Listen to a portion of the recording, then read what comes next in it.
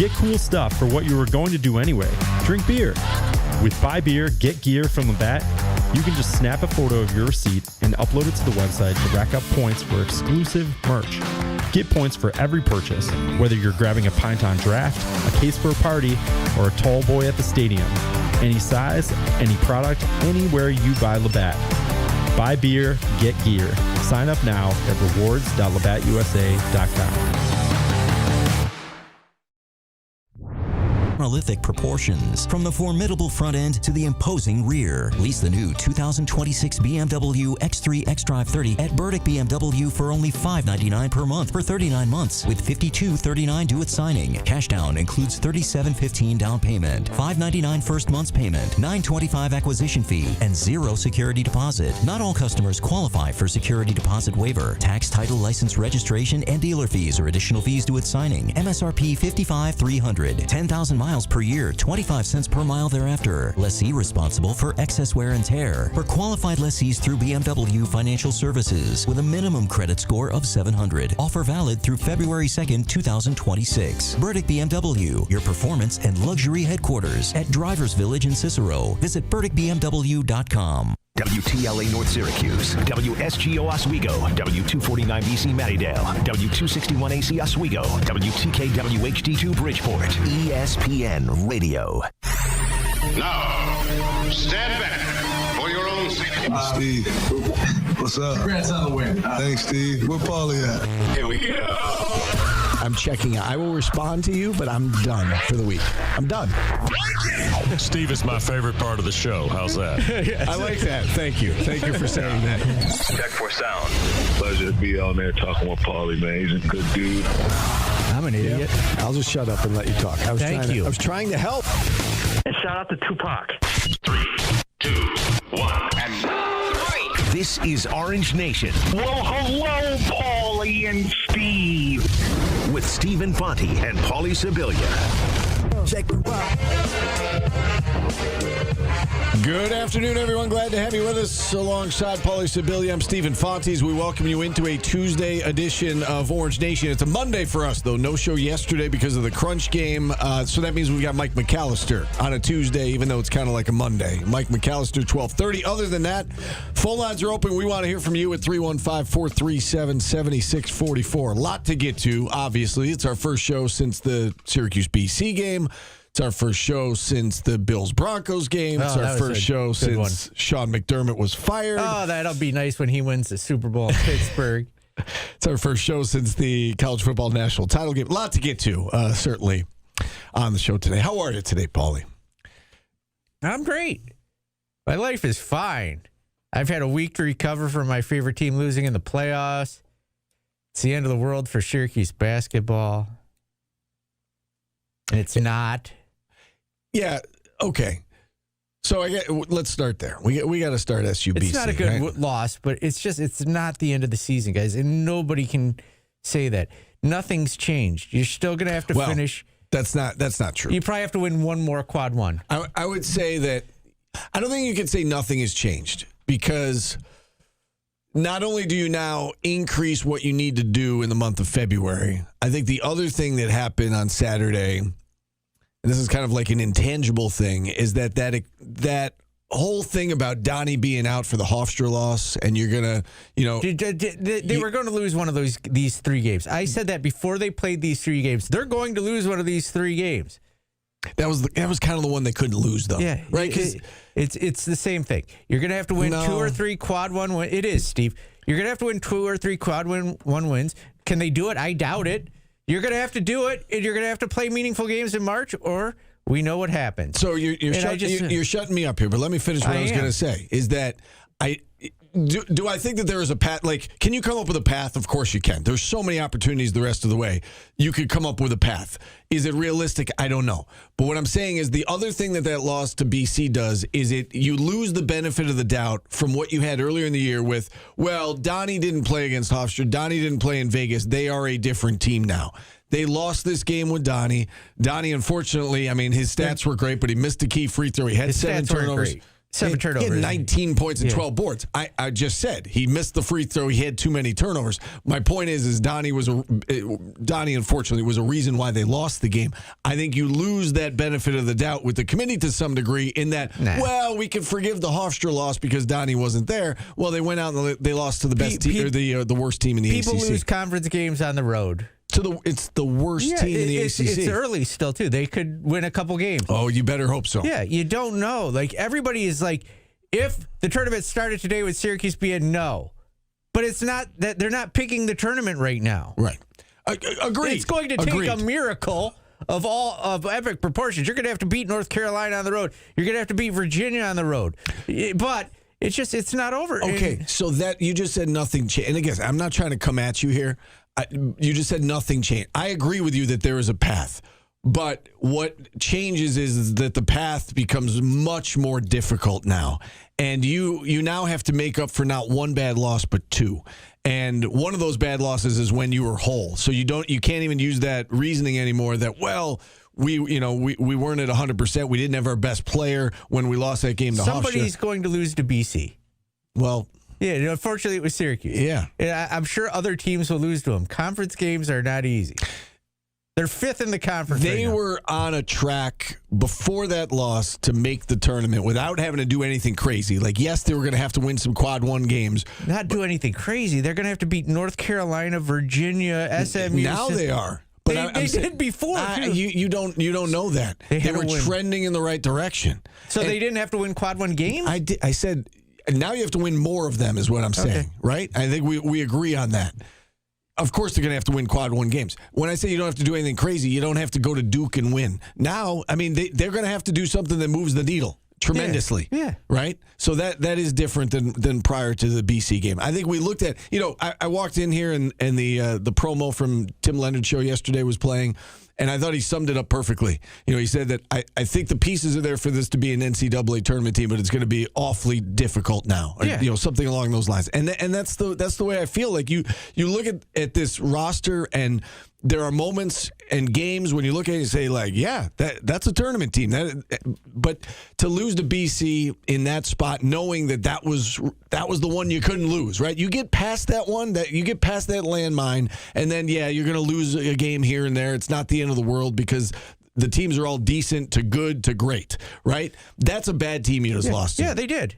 So they win the next 2, and everybody will be like, okay, now we can see. Yes, Steve, everything will be okay. It's not the next 2. You got to get into February and start winning games. Then people can say, okay, there's a path now. No, but you just if they win the next 2, you're like, okay, they're back on track. They figured it out.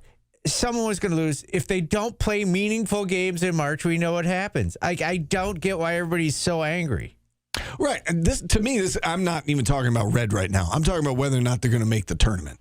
And I think that loss is devastating. It really is. Like, can they, go on a run? I mean, it's possible, but I just don't know that it's likely. I thought they needed 3 or 4 quad 1 wins before the BC game, and now I think they need 4 of them to get there. It's not, So it's not like some epic. If they're winning quad 1 games at the end of the year, they're going to be in the tournament. That's the bottom line. Yeah, I mean, I don't know, and I'm not saying they're going to. It's just I just squealed. They're not. I'm not saying they're going to, but it's the same roadmap. But no, it's not the same. It's harder now.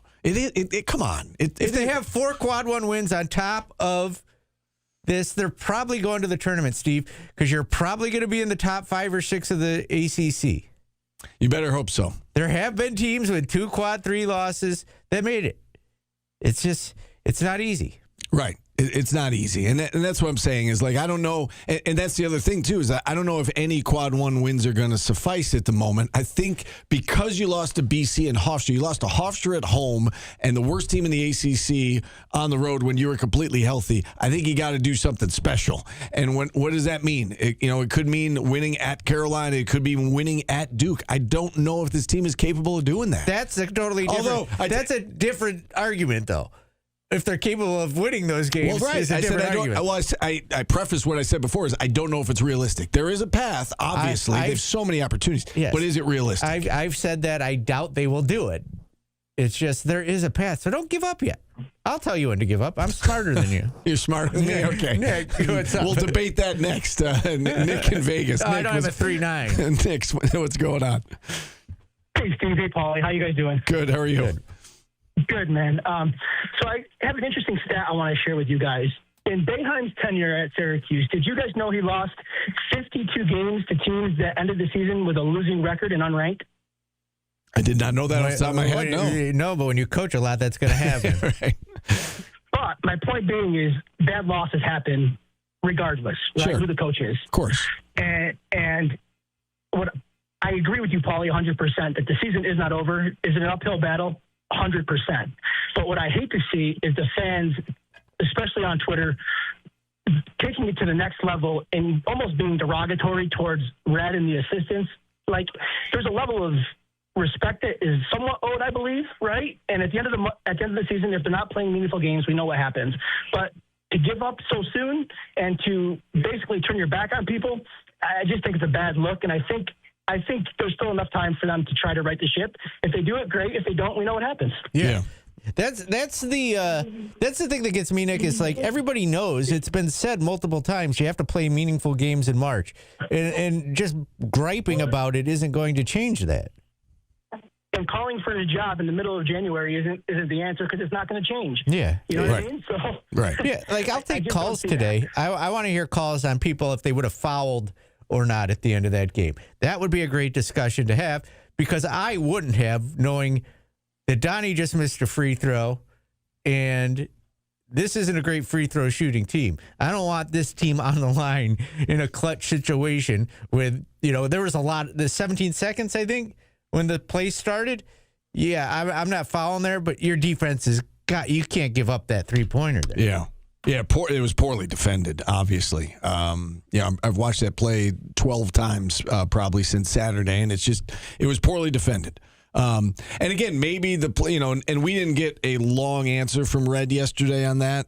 He just said that the plan was to foul and we didn't execute that. I would love to know. And, by Thursday, it may be too late to bring it up because they're going to play Wednesday night and we're going to have that game to talk about when we have Red on. But I would love to know if the plan was to foul, with a certain amount of time left, or if once, they try to go into their action to start the play, that's when you foul. Because you're right, there was a lot of time. When the play started, there was a lot of time on the clock. Obviously, when they got the 3, I wonder if it was when they get into their action, then you foul. And, JJ and William, Kyle, like neither one of them really made an effort to foul. So I don't know what the confusion was or where the confusion came in, but it doesn't look like they were trying to foul. So I wonder where the disconnect was. Coach Autry did say yesterday that he told them to foul, and there's a problem, too, if your players aren't listening to you or not hearing you in that situation. That's a problem. Well, I do wonder if it was like, all right, when it gets to 7 seconds or when it gets to, when they start their action, that, that's when you foul. And I don't know. And, JJ did get picked. And so, maybe he would have fouled but couldn't because he got bumped off the play. I don't know. But, yeah, I would not have. I would have said, D up, let's go. Because I don't want them hitting 2 free throws. And then missing, and then you lose. And then William Kyle getting the ball or something like that. It's tough. I mean, I was watching Providence Marquette last night, and Providence should have won that game on the road, and they kind of mismanaged the end of clock situation. They lost in overtime, and there's no black and white answer in those. And we saw, it was the Notre Dame game, right, when Notre Dame tried to foul against Cal, and then they got called for a 4-point play. And it's not as easy. It's not as simple as saying, okay, just do this and it'll work out. It's not black and white. It can go either way. It's like with the NFL in the overtime. When you win the coin toss, everybody goes defense first. There's been a lot of chatter this weekend that maybe you should take the ball because both teams that got the ball first, they didn't score in their first drive, but they ended up winning the game because they made a stop on defense. So it's, he obviously had a plan. He articulated the plan to the players. And again, we don't really know what was said in that huddle, but they did not execute it. And BC got it to overtime and then dominated the overtime. Yeah. And Philly's Most Wanted saying that BC's not good at the line. Hand is 74%. They had shot pretty well at the line. What were they? 21 to 29 in that game. Yeah, I probably wouldn't have. But Yeah, they're 72% for the game. Yeah, I'm not doing it there. But I'm also not a head coach, and I don't have to win meaningful games in March, Steve. It's a shame, and again, you go back a possession earlier. If Donnie makes the free throw, it's a moot point, right? And that's really where, we can talk about that last possession. We can talk about what happened in overtime. We can talk about SU's defense that game. The biggest issue is 18 turnovers. I got good news for everybody, too. What's that? We can right this ship a lot quicker now, too. I'll tell you how. Miami is now a quad one game. It's another opportunity. You got back-to-back, quad one, against the unbeatable Will Wade after that also, Steve, who is tied with Syracuse in the ACC standings right now. So you got back-to-back quad one games coming up. You got to get through Virginia Tech, which is a quad two, and then what if they win a couple? Then you're right back on the track. Okay, and so listen, I'm not trying to be negative here, but all I'm saying is Miami and NC State, that's not what I'm talking about moving the needle to make up for those losses. Yes, it would be a nice step in the direction. It's 2 quad one wins. I get it. Do you think Miami's going to stay quad one? I don't know, Steve. I don't think so. But I don't know. Maybe. That's where I think it comes down to you have to come up with a win to move the needle at Virginia, at Duke, at North Carolina. North Carolina might. I know North Carolina struck right. Yeah. They just lost to Stanford and Cal. So, but those were road games. I don't know. Oh, that's okay. They're road games. They can lose conference road games. Those two. Stanford's pretty good. Stanford's pretty good. Yeah. Cal's pretty good too. I mean, they didn't lose to BC. And everybody said you got to get to you've got 2 quad one games coming up. 2 out of the next 3, and then you got 2 more: North Carolina, Virginia. Then you got Duke, North Carolina, Louisville, and Wake Forest. There's plenty of opportunities. Now, are they going to get in? What if they beat Miami, NC State, North Carolina at home, and SMU's not a quad one anymore? And then how about Wake Forest away? So you got 4 there. You probably need 1 more. Virginia on the road, maybe. Yeah, it's a lot. That's a lot. Yeah, and I still think it's the same as it was before, but I don't know because it's a conference game. I think as long as that stays in the quad 3 column, it's a problem. And the same thing with the Hofstra game. And again, the Hofstra game, you may get a pass. If the BC game didn't happen, you might have gotten a pass for losing to Hofstra. But I think that argument goes totally different. I think it goes out the window now. Road conference game, not going to go out the window completely. It happens. Teams lose to the last. It shouldn't happen to tournament teams. Like a team that's on the bubble. Like you can have upsets, but if you're on the bubble scratching and clawing, you can't afford that loss. Yeah, I get they knew going into it that they couldn't afford that. We talked on the show last Friday, and we said this is the only game left on their schedule that they can't lose because of what it would do to their resume, right? We said that. Yeah. And then they lost it. It's still tough. I'm not saying it's going to happen. It's just it's not as completely out of the realm of possibility as ever. You just got to play good basketball. You can't turn the ball. Like if you go and play like you did against Clemson, against Miami, you're probably going to get a quad one win. Yeah. Yeah, I'm not sold on Miami. I think they can win this game. I do. Yeah, but you get a quad one win, and then just the coaches. I'm not defending Red here because there's no plays drawn up for 18 turnovers, though. Like, you don't draw up plays to turn it over. We'll discuss that next because it was brutal. Yeah, it was brutal. And I feel like we're a broken record when we say it, just head-scratching turnovers. It's just inexplicable, some of them. We'll take a time out here. Opening drive brought to you by Burdick BMW of Cicero. We've got Mike McAllister coming up in about 10 minutes. Phone line's now open. We are back after this on ESPN Radio.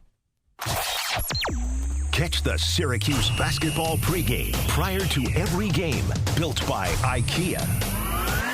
We are the pulse of the orange. ESPN Radio 97.7 and 100.1.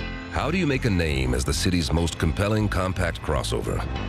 Well, the Lexus UX started with a refined suspension tuned for the streets, then added a palette of distinctive, vibrant exterior colors, and kept it going with an available 12.3-inch touchscreen using our intuitive Lexus interface.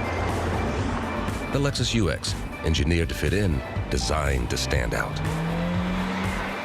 See Burdick Lexus in Cicero. Visit hundreds of home improvement vendors under one roof at the 14th Annual Home Show at the Nexus Center, January 31st and February 1st. Presented by New York Sash. Plan home projects, big or small. Browse full displays and meet the home improvement companies face-to-face. There's hourly giveaways, including Citgo gas cards, a kids zone, wine and food tastings, and your chance to win a $25,000 home improvement giveaway. Visit homeshowatnexuscenter.com.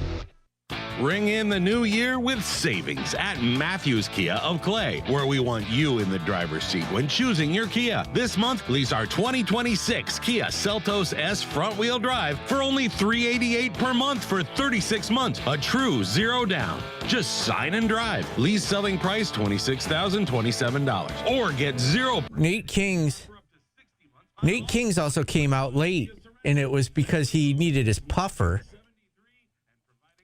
Sales and service.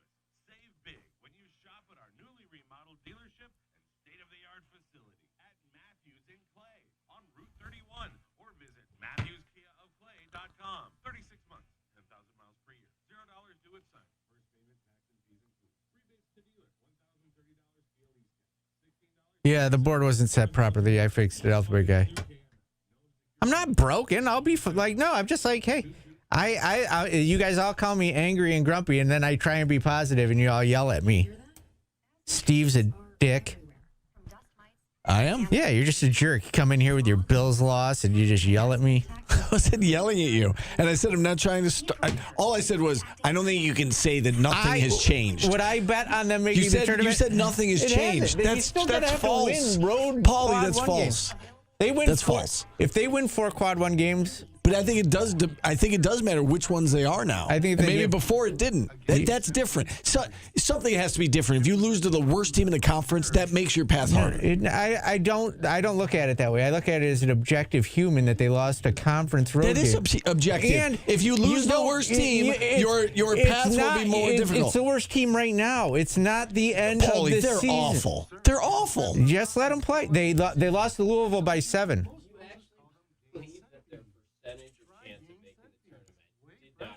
No, it's different. I just think you have to do the exact.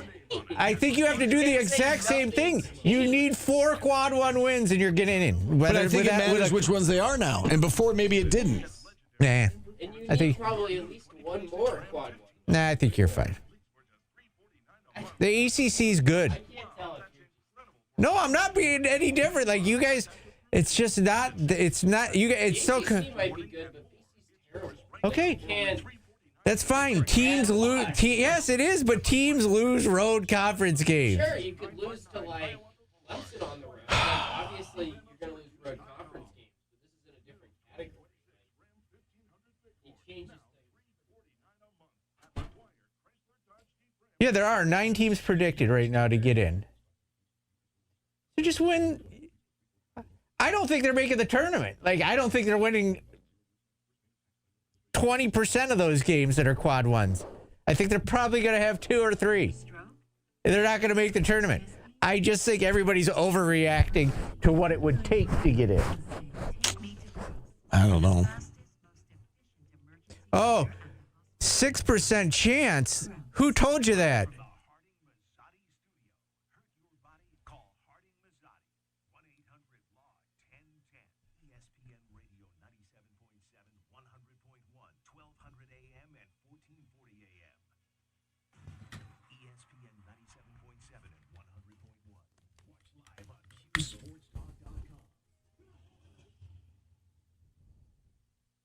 Oh, for God's sakes. I stink.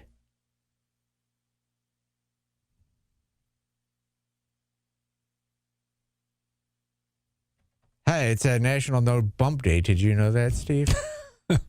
So the no-hitter's still intact then? Yes. It's a National DJ Day, so we're just going to talk. I'm just doing regular bumps. I don't have time to find Cool in the Gang. Oh, that's disappointing. I was looking forward to Cool in the Game. Oh, well. No celebration today. I just want to make one thing clear here. Yeah. I think people think I'm delusional. I have never once said they're winning these games. I'm just saying I think everybody's overreacting. I don't think, just let me calmly say this. I don't think that you can lose to the worst team in the conference and then say nothing has changed in terms of what they need to do. Yeah, but I also look at things differently. Like, I don't know who's going to be the worst team, and I don't know if Syracuse is going to win a lot of games. They might lose every game the rest of the year. All right? I feel pretty confident that BC is the worst team in the league. Okay. Well, we'll all find out together. The other thing I would say is this. You look at, like, Ken Pom, for instance, projects out which ones will be quad one the rest of the way. Ken Pom has 6 opportunities the rest of the way. Miami is not one of them. It's NC State. It's at North Carolina. It's at Virginia. So 3 road games there. At Duke, that's a 4th road. All of them are road games. Wake and Louisville. It's projected. It's 6 road. I know. It's projected. But they're pretty darn accurate with these things.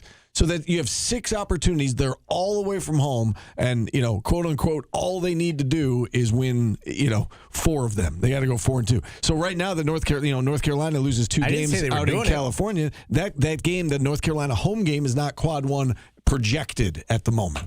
So, it's, I don't know. That loss was devastating. In my opinion, for their chances to go to the NCAA tournament this year, that was devastating. So, if they won, in how many quad one wins do you think they would have needed? Well, I'm just saying, if they won that game. I'm saying even if you go 4, right? I think now, because you lost to BC, like you almost have to beat Duke. I'm going to tell you this. Virginia. I'm going to tell you this. Like, you have to have one that absolutely moves the needle. Tennessee might. I'm going to tell you this. It was a home game. I'm going to tell you this. Yeah. And I'm crazy. I don't think they're going to win 4 quad one games. If this team has 5 quad one wins at the end of the season, they're going to the tournament. Yeah. I will stick by that. Okay. So I wouldn't put money on it. I'm not telling anybody to put money on it. It's just that's how I feel. As I was saying during the break, I don't think anybody heard us because we weren't set up properly here. But when you are a bubble team, the committee looks for why does this team deserve to be in the field? But the committee also looks at why should this team be left out? Mm-hmm. And Syracuse has now given the committee a couple of reasons to leave them out. Okay. And I agree with that. And so I think that is, you have to overcome that somehow. So can you do enough? Like, even if you come up with those 4 quad ones, and let's say for the sake of argument, they're what? Let's say we'll give them the easiest path. We'll say they beat Wake, NC State, and then I guess is North Carolina one of the easier games? Home? No, the away games. There's 6 away games that count as quad ones right now. I think Duke and Virginia are probably the toughest, or Duke and Louisville, one of the 2. They would have to win the other 4. And then, oh, by the way, you can't slip up against a Notre Dame, a Pittsburgh. You have to be darn near perfect now the rest of the way. And I just don't know that they're capable of doing that. And so, I think for those reasons, that was a devastating loss on Saturday. It makes it so that you went from having a thin margin for error to now it's razor thin. Okay. I'll tell everyone when it's over. All right. Not you. Was it Seth Davis with the Sharpie? You'll let us know when the Sharpie comes out. When I come on the air and give you this, it's over. The thumbs down, it's over. It's over? Okay. Yes. All right. Anything else you want to say in this segment before we bring on Mike McAllister? I do. I was going to talk about turnovers, but someone said, "Oh, you glazing red," blah, blah, blah, something like that. His substitution patterns kill momentum, and I don't get why he does it. You don't need line changes. This team's not good. The backups aren't good enough to maintain what the starters do. I feel like they could have built a big lead against BC if they just, I don't get it. Yeah, Red said, I think in regards to that, and I didn't hear the question per se, but I did hear the soundbite from Saturday. He said, we've got good players. We're going to continue to play them. Something along those lines. Use them differently. Yeah. You don't need them all at once. You don't need to go from your starters to a full team change. Right. Listen, every player's got a flaw, right? Even the best players have flaws. If you're coming off the bench, there's a reason you're coming off the bench. And I think in the case of Cayenne, for instance, not to single him out, but defensively, he's a problem, right? On that end of the court, he's a problem, right? And so there is a drop off. You kind of trade offense for defense with him. Sadiq has his moments, but he's still a freshman. I understand what you're saying about the substitution patterns can kill momentum. We saw in the second half there was a long stretch, or it seemed to me longer than normal to have Donnie out of the game in that second half. I know he can't play 40 minutes, but with season on the line like that, you want to have your best players on the floor, right? As much as possible. Nate King should have been in that game all day, every day. Yeah. Like, I would use the bench differently, and I'm not a coach, but I would. And there needs to be a time where you just got to give up on a kid in a game. We saw, like, Nate George, can you give up on Donnie? Probably not in a game. But Nate George needs to sit and get his head out of his ass. Some of those turnovers, Paulie, like, that I've been kind of, off the air. You and I have shared text messages during these games, and some of the things that he does, it just drives you crazy. And he did a lot of those things on Saturday, where he had that one turnover in the first half where the ball just got literally ripped from him, and his initial reaction is he puts his head, like, hangs his head, and then he's behind the play, and you just, like, it's frustrating to watch him at times. I don't get it, but Donnie needs, like, someone said the players are going to transfer. Good riddance. I don't. If I'm coaching for my job, goodbye. If you're going to transfer, Donnie needs to play 35 minutes a game. JJ needs to play 35 minutes a game. And if Nate Kings is shooting like that, he needs to play 35 minutes a game. Yeah. And Kyle, he's, like, Suarez doesn't hurt you. He just doesn't really give you a boost. Give him 5 minutes of rest. Do what Boeheim would run with 7 guys. I think it's... It's funny you should say that, because I was thinking about that over the weekend with the substitution patterns and whatnot, is that, Red is it's always hard, to be the guy who follows the guy. And, Boeheim would go 7 deep, right? All the time. And he would have a very tight bench, very tight rotation, especially in, conference games. And, Red has kind of done the opposite. He feels like he's got depth, and so he wants to play guys, and I get it. But it's a stark contrast, right, from what Jim Boeheim did to what Adrian Autry's doing. And so I think that stands out to fans because they're used to something for so long. And, it's different now. I just feel like the bench needs to be used as a detriment to, like, as a punishment too.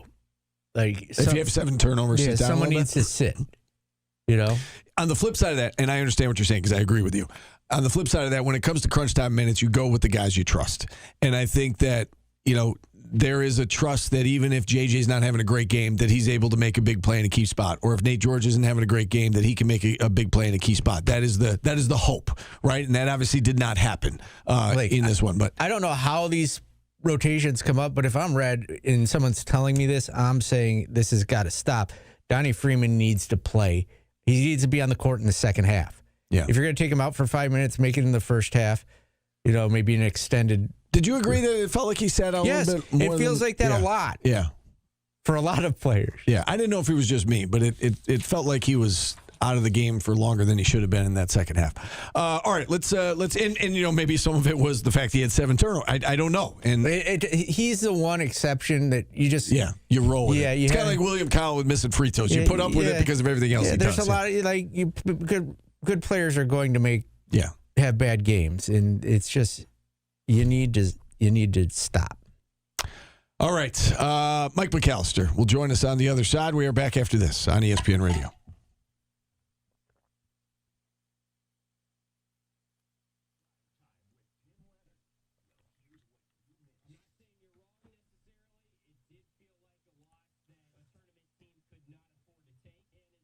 This studio has been I'm going to bitch about my job right now, a cluster the past two shows. Few days. Like logs appear and disappear on their own. Why? Yeah, so what's going on? I don't know.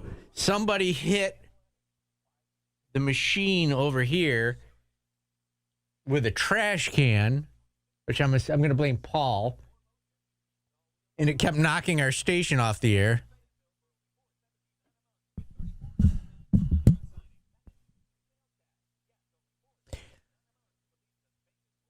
Thanks, Q Sports.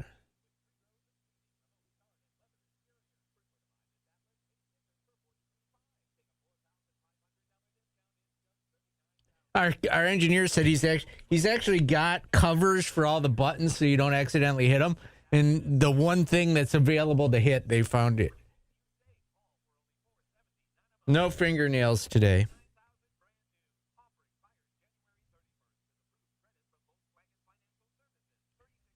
I root for my favorite teams until they're mathematically eliminated, Steve. And then I just give up on them. That's my problem in life, maybe.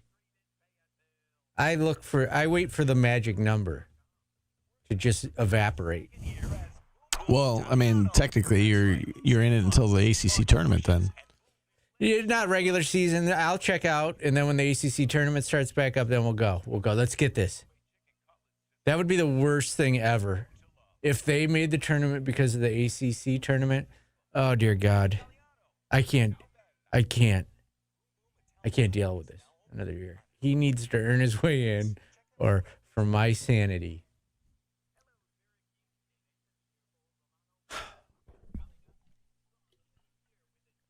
I just don't get Nick's right. I don't get people on Twitter just being dicks. Yeah.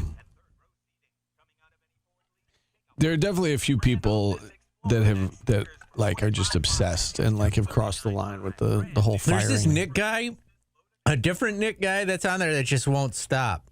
And right now he's like, Syracuse is 11th in the ACC in net ranking. That's not how standings work. Yeah. They're 5th in the ACC.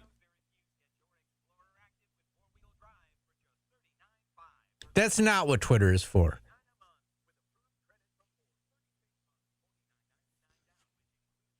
I shaved yesterday, Steve, because I had not shaved while Syracuse was on a win streak.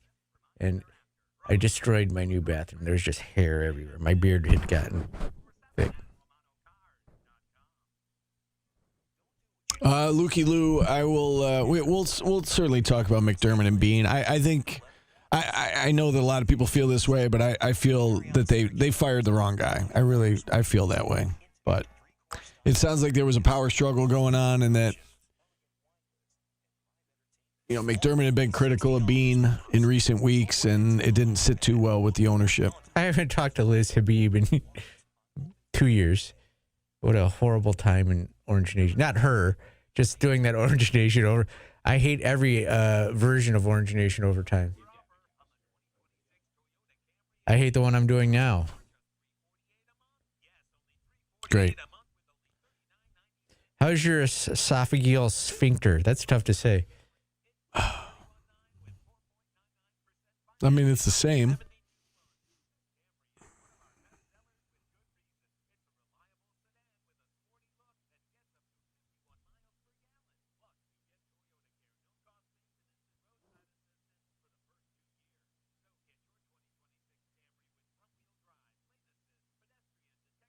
Thanks, Mike. I try and be humorful. Humorful, Steve. That's a new word I just created. Humorful. I'm good on the Twitter.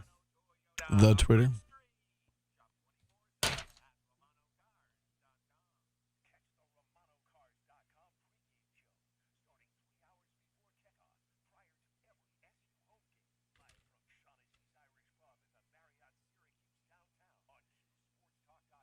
That loss was a kick in the meatus, Steve.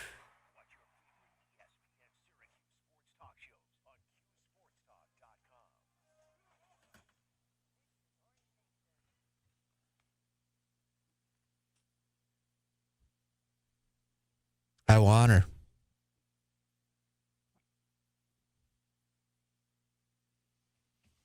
All right, Stephen Fonte, Paulie Sibilia, back with you here on Orange Nation. We've got Mike McAllister set to join us here momentarily, and then phone lines open the rest of the way. We want to hear from you at 315-437-7644. But first, we bring on our good friend Mike McAllister. And Mike, rough weekend for SU basketball fans. Unfortunately, we got to start there. Rough weekend for Bills fans too. We'll get to that later in the show.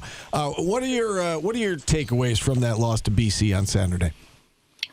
I think it was frustration was the biggest thing that I took away from that, just because it felt like they were the better team, and that the whole reason Boston College was in that game and able to hang around, force overtime, and win in overtime was all on Syracuse's doing. You know, I understand Boston College had a couple of players that had good games and whatever else, but that felt largely like Syracuse handed it to them when the game was right there to be won multiple times, where they extend the lead out to 7 or 9 points, feel like they were about to start pulling away and put the game away, and then they turn it over like 3 or 4 plays in a row. And it was just incredibly frustrating, because all of the work that they had done the last 5-6 games to really get into a position where they were getting into a favorable spot in the net rankings and all the analytics and everything else, all of that was undone by one game, where Syracuse basically got in its own way. And it's one thing if you lose to a team that's better than you, or some guy has a 35, 40-point night and just, beat you unexpectedly. It's another when you do it to yourself. That's the most frustrating part, is you feel like the team is there's more talent on this team that should prevent a performance like that. What do you make of the last sequence of regulation? We heard Red yesterday said that the plan was to foul. So, Donnie Freeman misses the free throw with 18 seconds left. They called, BC calls timeout right after that. So there's, 16, 17 seconds left. And we saw what happened, right? They make a three with about 7 seconds to go. What do you make of, what should have happened, and what do you think, when Red says that they should have fouled, do you think he means right away? Do you think he means, I took that as when they start their action, you foul, and they were unable to, just the way that the play developed, but what do you make of that last sequence of regulation? Yeah, I'm kind of with you on that it seems like that's the best time to foul, when they start their action.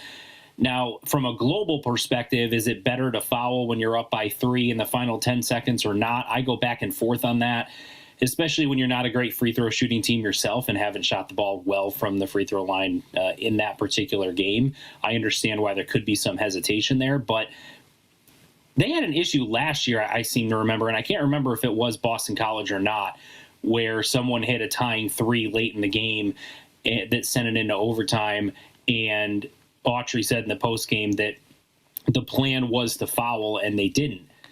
And it was either last year or the year before. It was last year, because I remember seeing it on him telling them that was a home game, and I would remember him telling them to foul, and they didn't. Right. So if that happened again, he tells them to foul and they didn't. Is there some sort of breakdown? Are they not hearing him clearly? Are they not practicing exactly how you do that in practice? I'm not 100% sure, but 2 years in a row, the exact same type of situation, and you have the exact same outcome with you're supposed to foul and don't.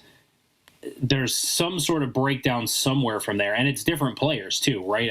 I know obviously JJ's the same, but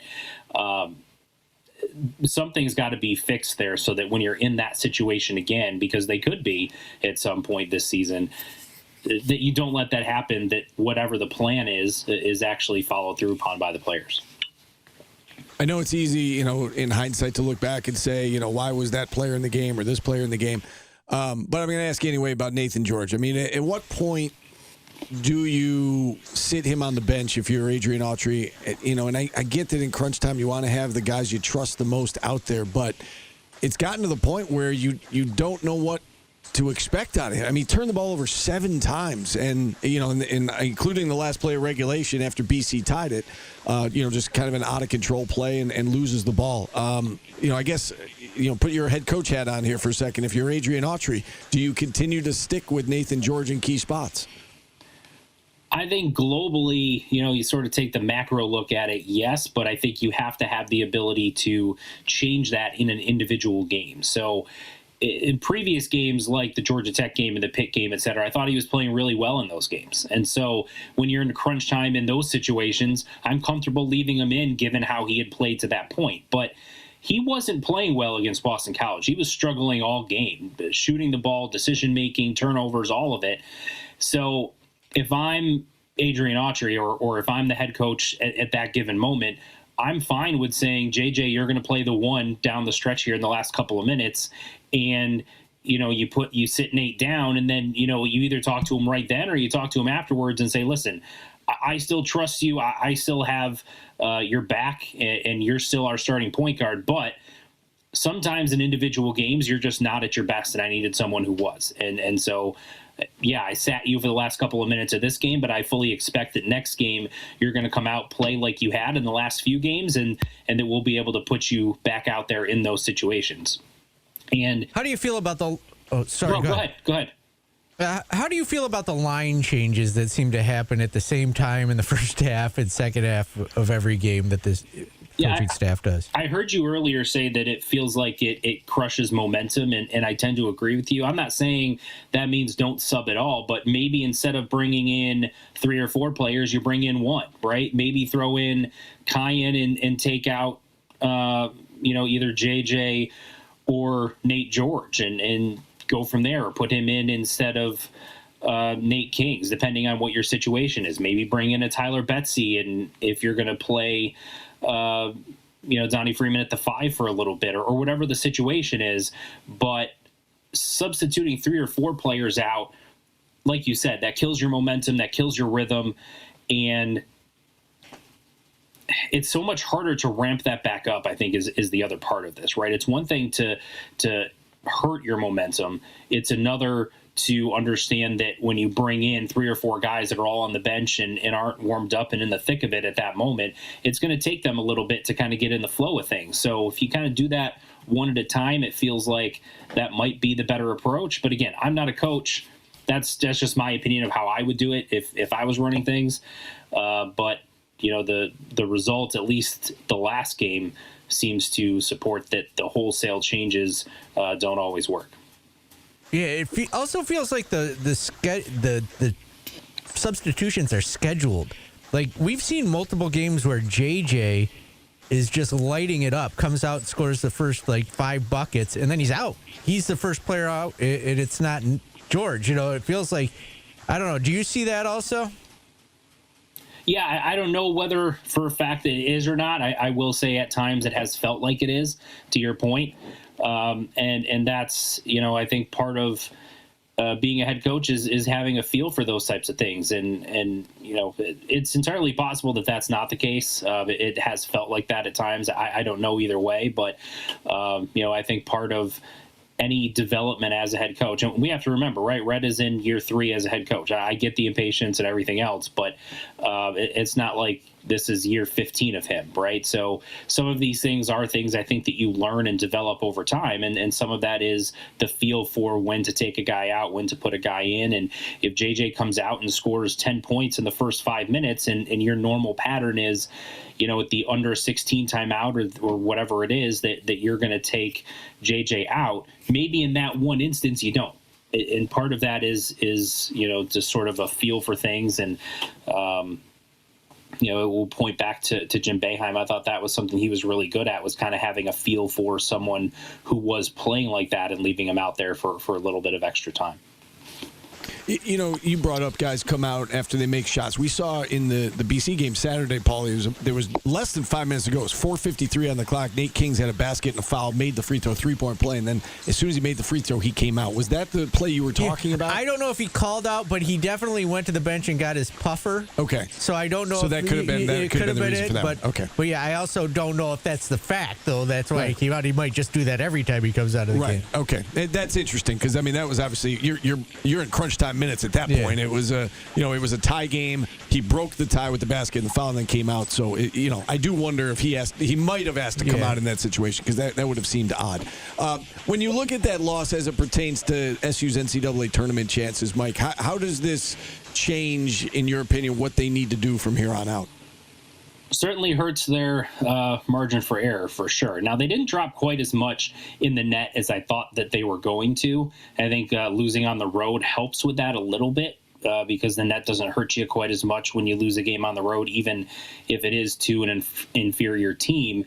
But they've got the meat of their schedule coming up. We've been talking about it all year, and you guys have talked about it. And, we talked about it going into the season, that their most difficult stretch in conference play is the back end of their conference schedule. So if you can win the next couple of games against, good Virginia Tech and Miami teams, then you got to win that Notre Dame game as well. then you set yourself up for maybe only needing a couple of those big games in order to get yourself on the right side. I don't know what the magic number is. That's part of the thing too, right? Is we haven't taken where Syracuse is and compared it to all of the so-called other bubble teams and where they're at and what their upcoming schedule is. So we're looking at this in a vacuum and we're sort of projecting what we think. My guess is if they got to 4 quad one wins, that would probably put them in a good spot. But I think you also have to be competitive in those quad one games that you don't win, because the other part of this is when you lose a game like that, you take part of the argument of, well, all of the games that they had lost was when Donnie Freeman wasn't there or he hadn't started and was just coming back from injury. So the committee can take that into account, right? You didn't have Donnie Freeman for the Houston game. You didn't have him for the Hofstra game or Kansas, et cetera. But if you lose to Boston College, and then down the stretch of the season, you're playing the more difficult teams in your conference schedule, and you're not winning enough of them and or getting blown out in several of them, that makes it much more difficult for the committee to take that into account. That's going to hurt your analytics, et cetera, as well. But if you want to put yourself in a good position, you win a few of these games, you're competitive in a vast majority of them, you see where you stand, and then you try to use that Donnie Freeman argument as an asset of yours as well. All right, let's talk. Yeah, he just kind of he argued on both sides of our argument right there. Yes. I agree. If they get 4 quad one wins, I think they're going to be okay. Yeah, it's we'll find out. But that's a huge task though. They got one coming up in 2 games. Yep. For now, but there's no guarantee that's going to stay. But you got to win it, even if it's a quad 2. Yes, you do have to win it. You got to keep winning. You got to keep winning. There's no doubt about it. Go ahead, Mike. What were you going to say? We'll give me the last word on basketball, and then we'll switch gears and we'll talk football here. Yeah, just one more comment on the substitution thing. I think it's okay to have a plan going into a game as far as your substitution patterns. Like, hey, at the 15-minute mark, I plan on bringing these guys in. I think you need to be able to modify that plan as the game goes. In the scenario as Paulie outlined, where JJ comes out and is hot, maybe I'm not going to sub him out right now. I'm going to let him go for another few minutes. Yeah, that's calling audible. All right, let's talk some football. And we heard Fran say that he wanted to bring in at least 2 quarterbacks out of the portal. He has done that. What do you make of Malachi Nelson? Former. Highly touted recruit. This is going to be his 4th school. What can you tell us about him, and what do you make of the move?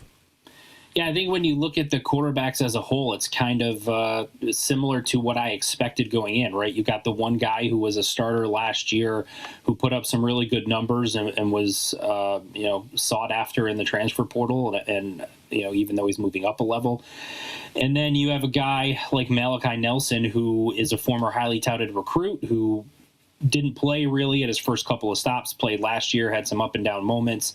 But still, everyone goes back to that former 5-star player, top recruit, et cetera, and say, is there still untapped potential there? Is there still stuff that you can get out of him? And so, sometimes players are as much a product of their environment as they are anything else, and you just haven't found the place where you can put it all together. We've seen that at the NFL level, right? Sam Darnold with the New York Jets just really could never get anything going, didn't look good. Everyone kind of wrote him off as being a bust. Then he goes to Minnesota, has a great year, turns that into a big contract with Seattle, and now they're 1 win away from playing in the Super Bowl. So sometimes if you have that talent as your benchmark and you get to the right place to bring that out of you, you can put it all together. So I think Syracuse certainly hoping that can come to fruition. And then, of course, you get the kid from Georgetown who's coming up from an FCS school as well, who has starting experience. So I think they did a nice job overall at mixing the former highly touted recruit that hasn't put it all together yet with guys with starting experience that have been productive. Quarterback position aside, Mike, what do you make of what they've accomplished in the portal to this point? Well, the first thing is the drama with the tight end position with Michael Smith. Yeah. That was kind of a What can you tell us? Yeah, what can you tell us about what happened there? Yeah, I don't know a ton of the specifics other than kind of what's been reported, which is that, he signed with Syracuse. There's some binding agreements, but I know all of these agreements have out clauses or buyouts, et cetera. He, I guess, wanted to just stay at South Carolina, change his mind, and thought he could just enroll in South Carolina and be good. But then Syracuse wasn't going to let him out of that. And all of a sudden, a few days later, he ends up at Ole Miss. So I don't know exactly what the specifics are. Was some sort of buyout paid to Syracuse? I don't know. But, yeah, just kind of a crazy situation. And I think you'll start seeing more and more of these things pop up year after year with just the way that the transfer portal goes and with this one window where everything's kind of, strung into a jam-packed 2-week period where everyone's kind of going crazy and it's this free agency frenzy, so to speak.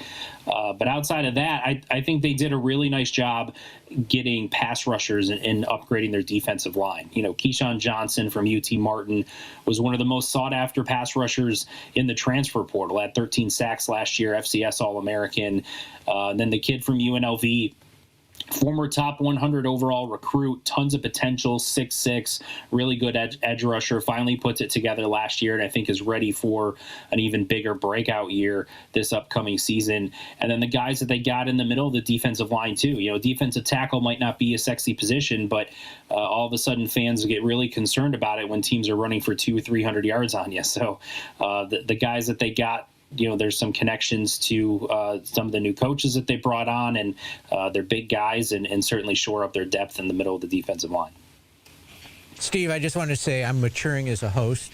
I did not ask Mike what a sexy position is. Thank you for holding on. All right, thanks. Mike, great stuff as always. We love having you on. Thank you for the time. Enjoy the rest of your week. Thanks, guys. Appreciate it.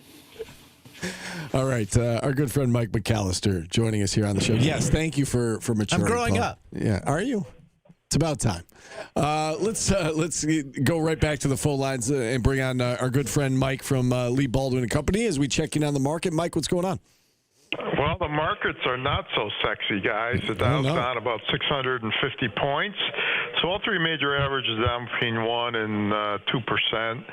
So pretty good down hit to start the week. We do have a nice diamond, though. Intel is up $2.14 to $49.10. That's based on an analyst upgrade from this morning, so it's bucking the trend, very strong today. And our dog, we're going to go with 3M. They reported earnings this morning. The earnings are actually pretty good. The outlook was okay, but it's just getting hit with the market, and that stock's trading down 3 or 4%. So a little tough day for 3M, but it's had a great run over the last year and a half. Hopefully we can get a little rally into the afternoon. All right, Mike. Thank you for the time as always. Thanks, guys. All right, Lee Baldwin and Company. All of the diamonds, none of the dogs. Be sure to visit leebaldwin.com. See what we did there, Steve? We audibled, we made it work. That's what Red needs to do with his substitution pattern. Yeah. We just flowed right into our segment because we were hot. We went from one heat guest, check. Yeah, one guest right to the next. Nobody even We're like heat check. Let's go to Lee Baldwin and Company. Look at how we did not even mess up our momentum. We just kept going. Now we got to. We do need a timeout, though. Now is it's the halftime break. We'll get to hour number 2 next on ESPN Radio.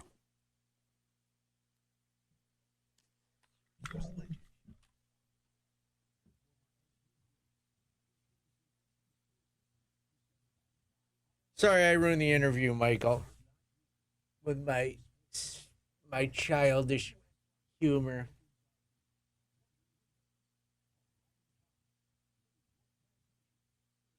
I always ruin it with the gibberish. My whole life is show ruining gibberish.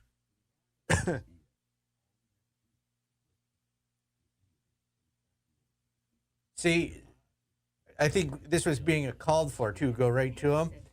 But I'm like one of the issue players. I didn't hear the timeout call. I didn't hear foul him. I just kept going. I don't need a coach. I'm a player coach.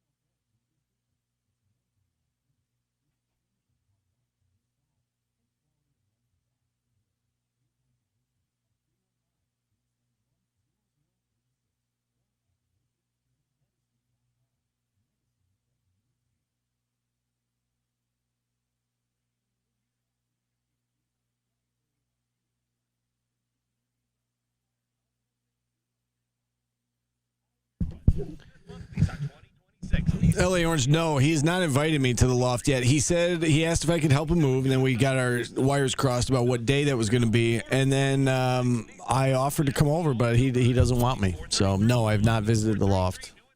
And I'm not sure that I ever will.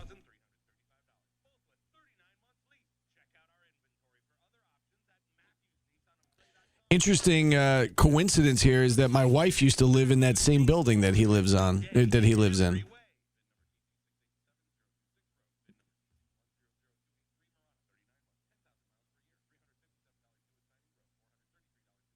So it's right down here downtown in Armory Square.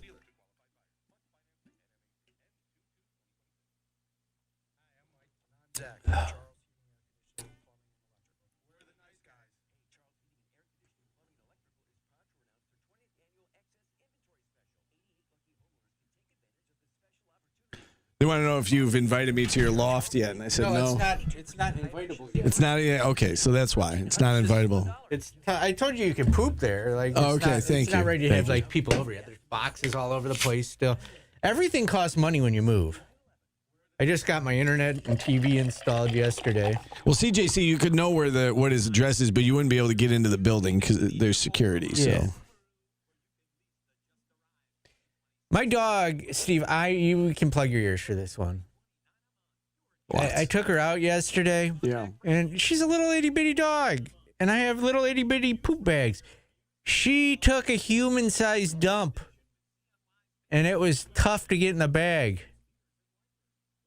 I was like, why are you telling us this? Where did that come from? Like, no, it was like as big as she was, Steve. I was like, what have you been eating? You been eating when I'm not home? Philly, I don't think he's lost the locker room, and I think we saw last year the guys still played hard for him at the end of the year. I do think that... I'm talking about my dog shit now. I'm talking sports. Steven. I think that if they were devastated after losing to Hofstra, this is on another level because of when it happened in the season, how it happened, the fact that they were completely healthy. So I think he's going to have to do some convincing to them that the season's not over, kind of like... I did not take a picture. Paulie's doing some convincing today. Next time I will take a picture. It was adorable, though. She looked so cute dropping that dump. She struggled with it, though. Oh, my God, was she struggling. Why are we talking about this? Because it defied logic. I almost called Ripley's Believe It or Not.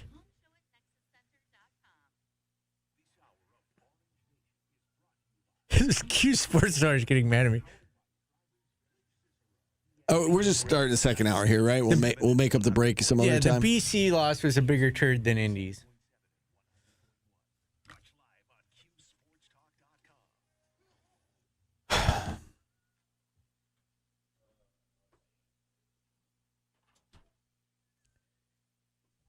I like the song Hurricane or Cyclone. Hurricane, cyclone, some storm of some sort. Luke Combs has a song called Hurricane. We are driving into our second hour, brought to you by Burdick BMW of Cicero. Steve, the Bills lost in the playoffs how many hours ago? I don't know, a few days ago. I don't know if the chat wants me to do this or not, but I have the list of right in front of me. Things I wanted. You typed it out? No, it's not even real.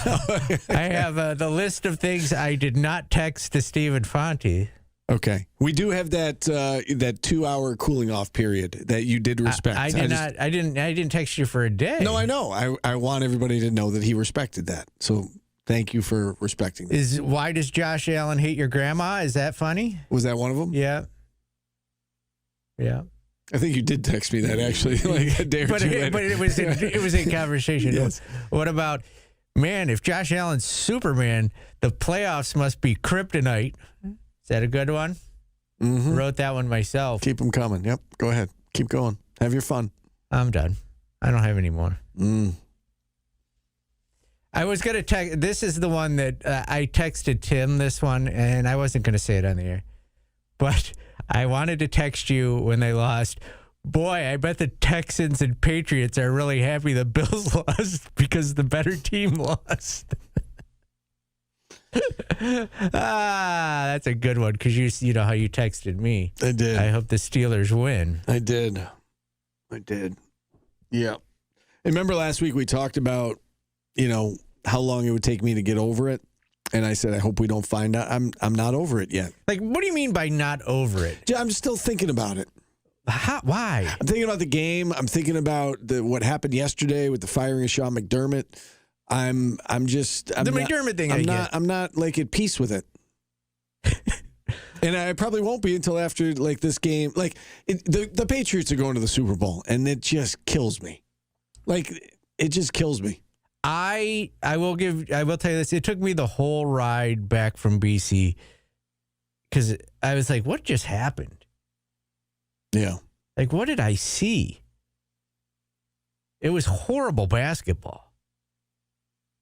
It was. It was so bad to watch. It was embarrassing. 18 turnovers. That's a turnover a minute. I mean, I know they played every 2 minutes. I know they played overtime, but that can't happen. 18 is... It's an eye-popping number. And that's why they lost the game. Yeah, you know how after the Florida State game, everybody's like excited, well, this team can win if they have to score toe-to-toe. Well, they also found a way to lose it. Yeah. Brutal. And that's why when you look at what comes next, it's hard to imagine they can be consistent enough, good enough and consistently good enough to get done what they need to get done. Yeah, the only positive thing I think that this game could do for you is this team now plays with an urgency to win. And I'm not saying it's going to happen, but that's the only positive thing that could happen is this team realizes, hey, we're a tournament team. We've got to play like one. It should have happened. Like, again, the fact that we knew going into that game that this is the one they can't lose, there should have been that urgency. Yeah. Going into it. But right? and ultimately they're still kids. Yeah. Okay. Man, I am so nice when it comes to life. Like, I'm just a better person than everybody. Like, I just, they need this to be a wake-up call. They need to go on a heater here. They need to beat the Quad 2 team in Virginia Tech. They need to beat the Quad 1 team in Miami next. And, there's no room for error. And it's almost too daunting right now to look at it big picture and say, well, this is what we need to do over the course of the next 6 weeks. It's daunting.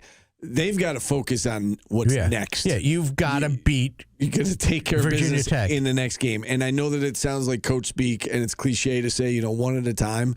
But I don't think the players can look at it. I don't think they can afford to look at a big picture and say, all right, well, we can only lose this many games, and we got to beat these. No, they got to just you got to look at every game like it's a must win from now on. Like you are in a playoff game every time. Yeah. Right. And it's unfortunate that they didn't have that urgency going into BC, but they gave it up. They gave it away, and now they gotta make up for it, and that is not going to be easy to do. Yeah, people are getting it now. Steve, Orange Pride says you're evolved, Paulie. Unlike Steve, I get it. Paulie finally realizing he's a gift to humanity. It's true. Thank you, Wasabi, dude. Oh man, Tronic wants to know if it's a burden to be better than everyone. No, because I'm positive. I'm a positive human being. And I don't give up. Well, thank you for not sending those text messages right after the Bills game. I'm a fighter. I didn't give up on the Bills until the final horn. I was rooting for them. I said I'm rooting for the Bills to you, and it made me think that, oh, no, I jinxed them because I said that. You probably did. It's probably your fault. Scooter in Jamesville, up next on the show. Scooter, what's going on? Yeah, let's talk a little football. Last night, if I'm a Miami fan, don't understand the play calling and clock management, especially right at the end of the first half. They got the ball with 3 minutes left. It looked like they played for a 50-yard field goal. They basically just almost took a knee twice, and you saw what happened. And of course, it just made no sense. Some of the plays that were working and weren't working. The interesting thing when I saw Nelson pop up on the quarterback thing, of course he had a little bit of a Boise State thought they got the coup. He's going to come from USC, 5-star, and there was no starting quarterback in the room, and so they just were basically going to hand him the starting job, and he couldn't go down the field. The quarterback now was starting. Basically, was almost like a walk-on. He was, could have been third string. They had to play him, and there were situations where I think he only threw. You look up the stats of Boise, maybe threw 20 passes, maybe the whole year. He just couldn't get on the field. So I hope he learned something. Towards Texas El Paso, he played. Yeah. Yeah, I hope he learned something there. I thought it looked like he had a great arm, but it looked like he had troubles reading the plays when he did play.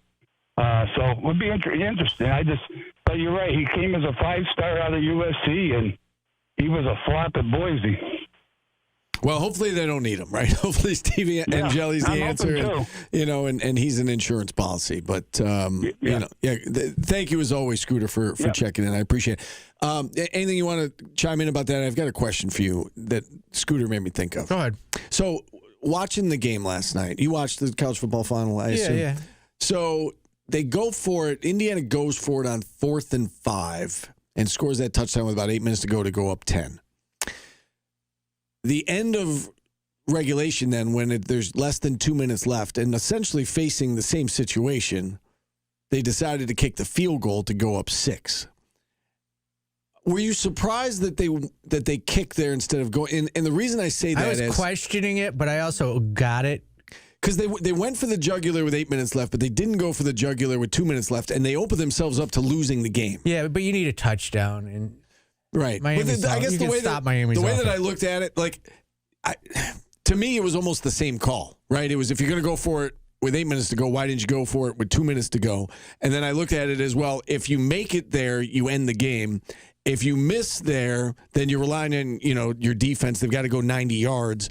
I understand that they just need a field goal, but you don't lose in regulation. Whereas if you kick the extra, or you kick the field goal, which they did, now you're up 6. Now if they score a touchdown, you lose the game. So you lose the game either way if they score a touchdown. And the other way is, you have a chance to end it. I don't know. I thought it was interesting why they went for it with 8 minutes to go, but not with under 2 minutes to go. Dave in Syracuse up next on the show. Dave, what's going on? Hey, guys. I do want to make a comment on the SU game, but first, Steve, I want to say this to you. Paulie, this might upset you. I know sports isn't life and death. I understand that. But our passions definitely play into our mental health. There's no doubt about it.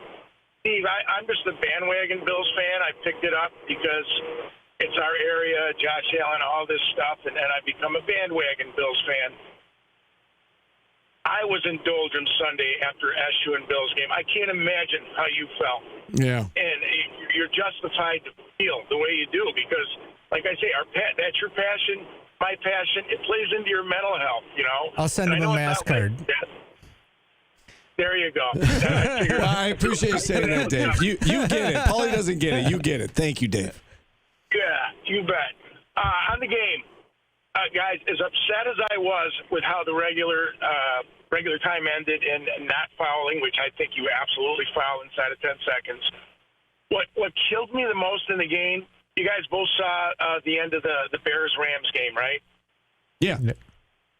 And the Bears' miracle play to tie the game. Yes. What did the Rams do? They reorganized, they reset, they win the game. Syracuse slumped. They didn't even compete in the overtime, and that's what upset me more than anything, even more than the collapse that caused the tie, the fact that they basically had no one to lead them, to get them back, reset, refocused, and just didn't even compete against a lesser team in the overtime and lost by 8. That hurt me more than anything else in the game. Your thoughts? I agree.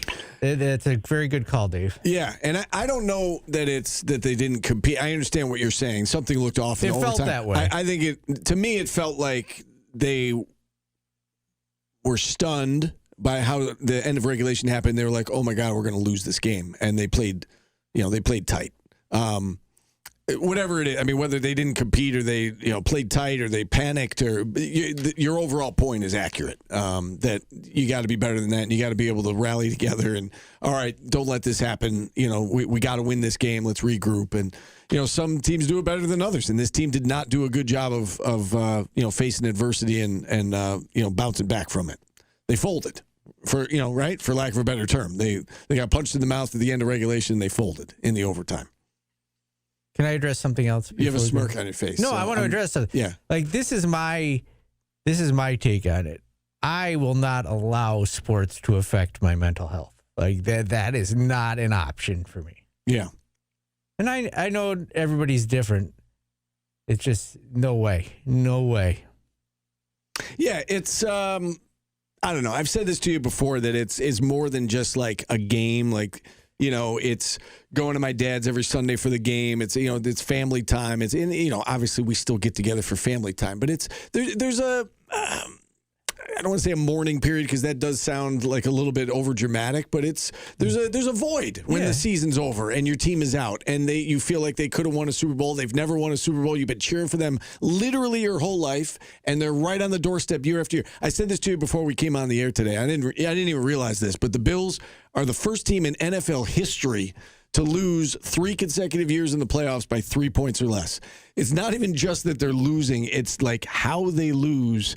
That is, and every year it's like something controversial, or was this the right call, or did the refs get it right, or did it's gut wrenching. So, anyway, people are saying just stop and get some rolls on the way home, Steve. Do you know what does mess with my mental health? What? And I don't know why. Just the absolute negativity of fans. Like I rarely look at the X or Twitter anymore after the losses. You want to talk about a 48-hour period? I wait 48 hours. I try not to get involved in it. That mentally, just to hear people say things about other, just kickers, coaches. Yeah. Right, like the death threats and stuff. Yeah, you're just like, what? Yeah, like just people breaking out stats and texting. Could you imagine if someone was adding your boss trying to get you fired? Yeah. What kind of scumbag would at somebody's boss? His boss knows. Right. His boss watches the games. You are trash if you're adding any GM, AD, anything. Anybody's boss. If you at a McDonald's employee's boss because you don't like him, you need to just step back in your life. You are a Karen. Yeah. Yeah, there's definitely some truth to that. Definitely some truth to that. Yeah, I didn't even want to go on Twitter after the SU game. I didn't even want to read the comments. But I get fans are, frustrated. But there's a difference between being frustrated and, kind of crossing that line. And, unfortunately, some have crossed the line. Yeah. This year's going to play out the way it's going to play out. And we all know what's going to happen if they don't make the tournament. Multiple people have, Wasabi Dude Grace, added me to fire you. You have the ability, I do. Yeah. I would never do that to you, Steve.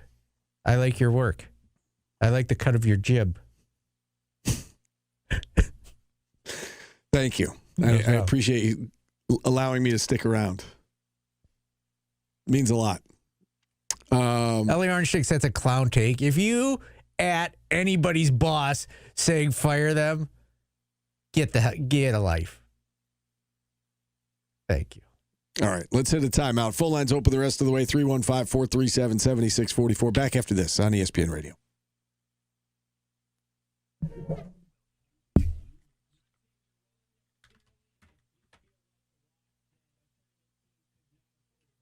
It wasn't Jake Krauthammer who said get a life.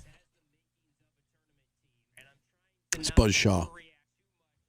Correct, Steve. That's why I like you. You're a trivia master.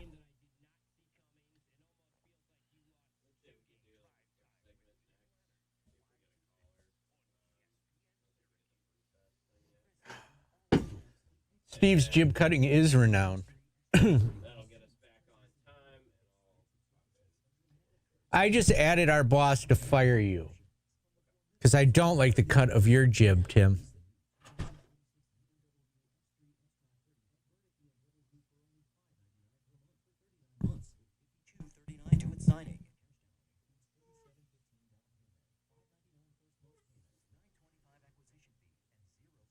I don't want Red fired. I want him to succeed, Ellie Orange. That's why I won't say it. I'll never say it. I've told you a million times. That's just not in my demeanor to want anybody fired from their job. I'm sorry.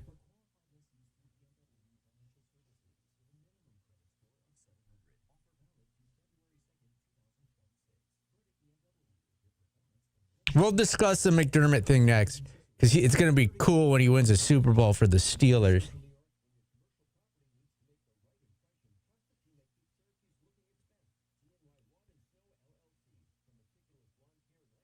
So, Patino, we're all the Patino and Will Wade folks.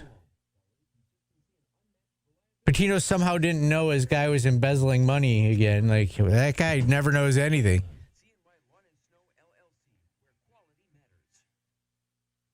Yeah, D. Hayes about McDermott. I think that, again, I was surprised. I thought that Bean was in trouble, not McDermott. But the more you hear about, what was going on behind the scenes, it sounds like McDermott was critical of the roster. Pagulas didn't like it, didn't sit well with Bean. And it was kind of like one of them needs to go, and Pagula, Bean's his guy, and they kept him. But I don't know. I'm at a loss. I think Sean McDermott's a really good coach. I'm not going to say something just to say it, LA Orange.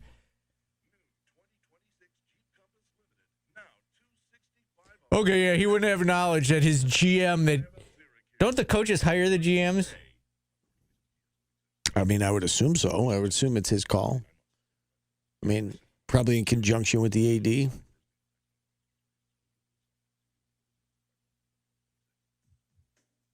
out the flannel and round up your crew for the Wildcat Sports Pub CNY Brew Fest coming up Saturday, January 31st at the New York State Fair. Yeah, I know he got promoted. It's crazy. Who do you want as the coach? I'll ask you that on there. Tomlin? I don't care. I really don't care at this point. Like I'm sure they'll get somebody good, and it just they gotta get it done in the playoffs. I mean, it's not McDermott's fault that they turned it over 100 times. Just like he didn't know his assistant coaches were taking. Yeah, follow the money too. So you got to find out where the money went after it left him. Tickets now at cnybrewfest.com. Want a ticket without committing to a session? Grab a golden ticket. Most people get fired if your company has somebody you hire somebody and they steal money from you.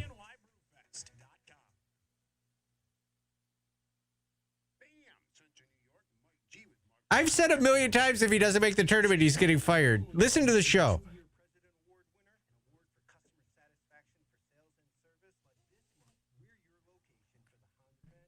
He's just so unlucky. The trouble just follows him every single place he's coached. What did I do to you lately, Michael Antonio? Michael Antonio called me a loser.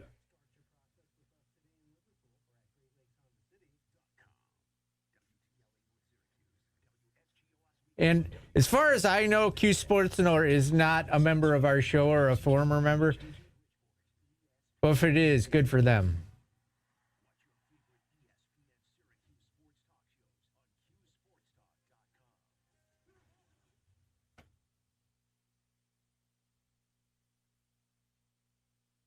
I hate this job. I hate this job. I sit here talking to the audience, and I lose track of time.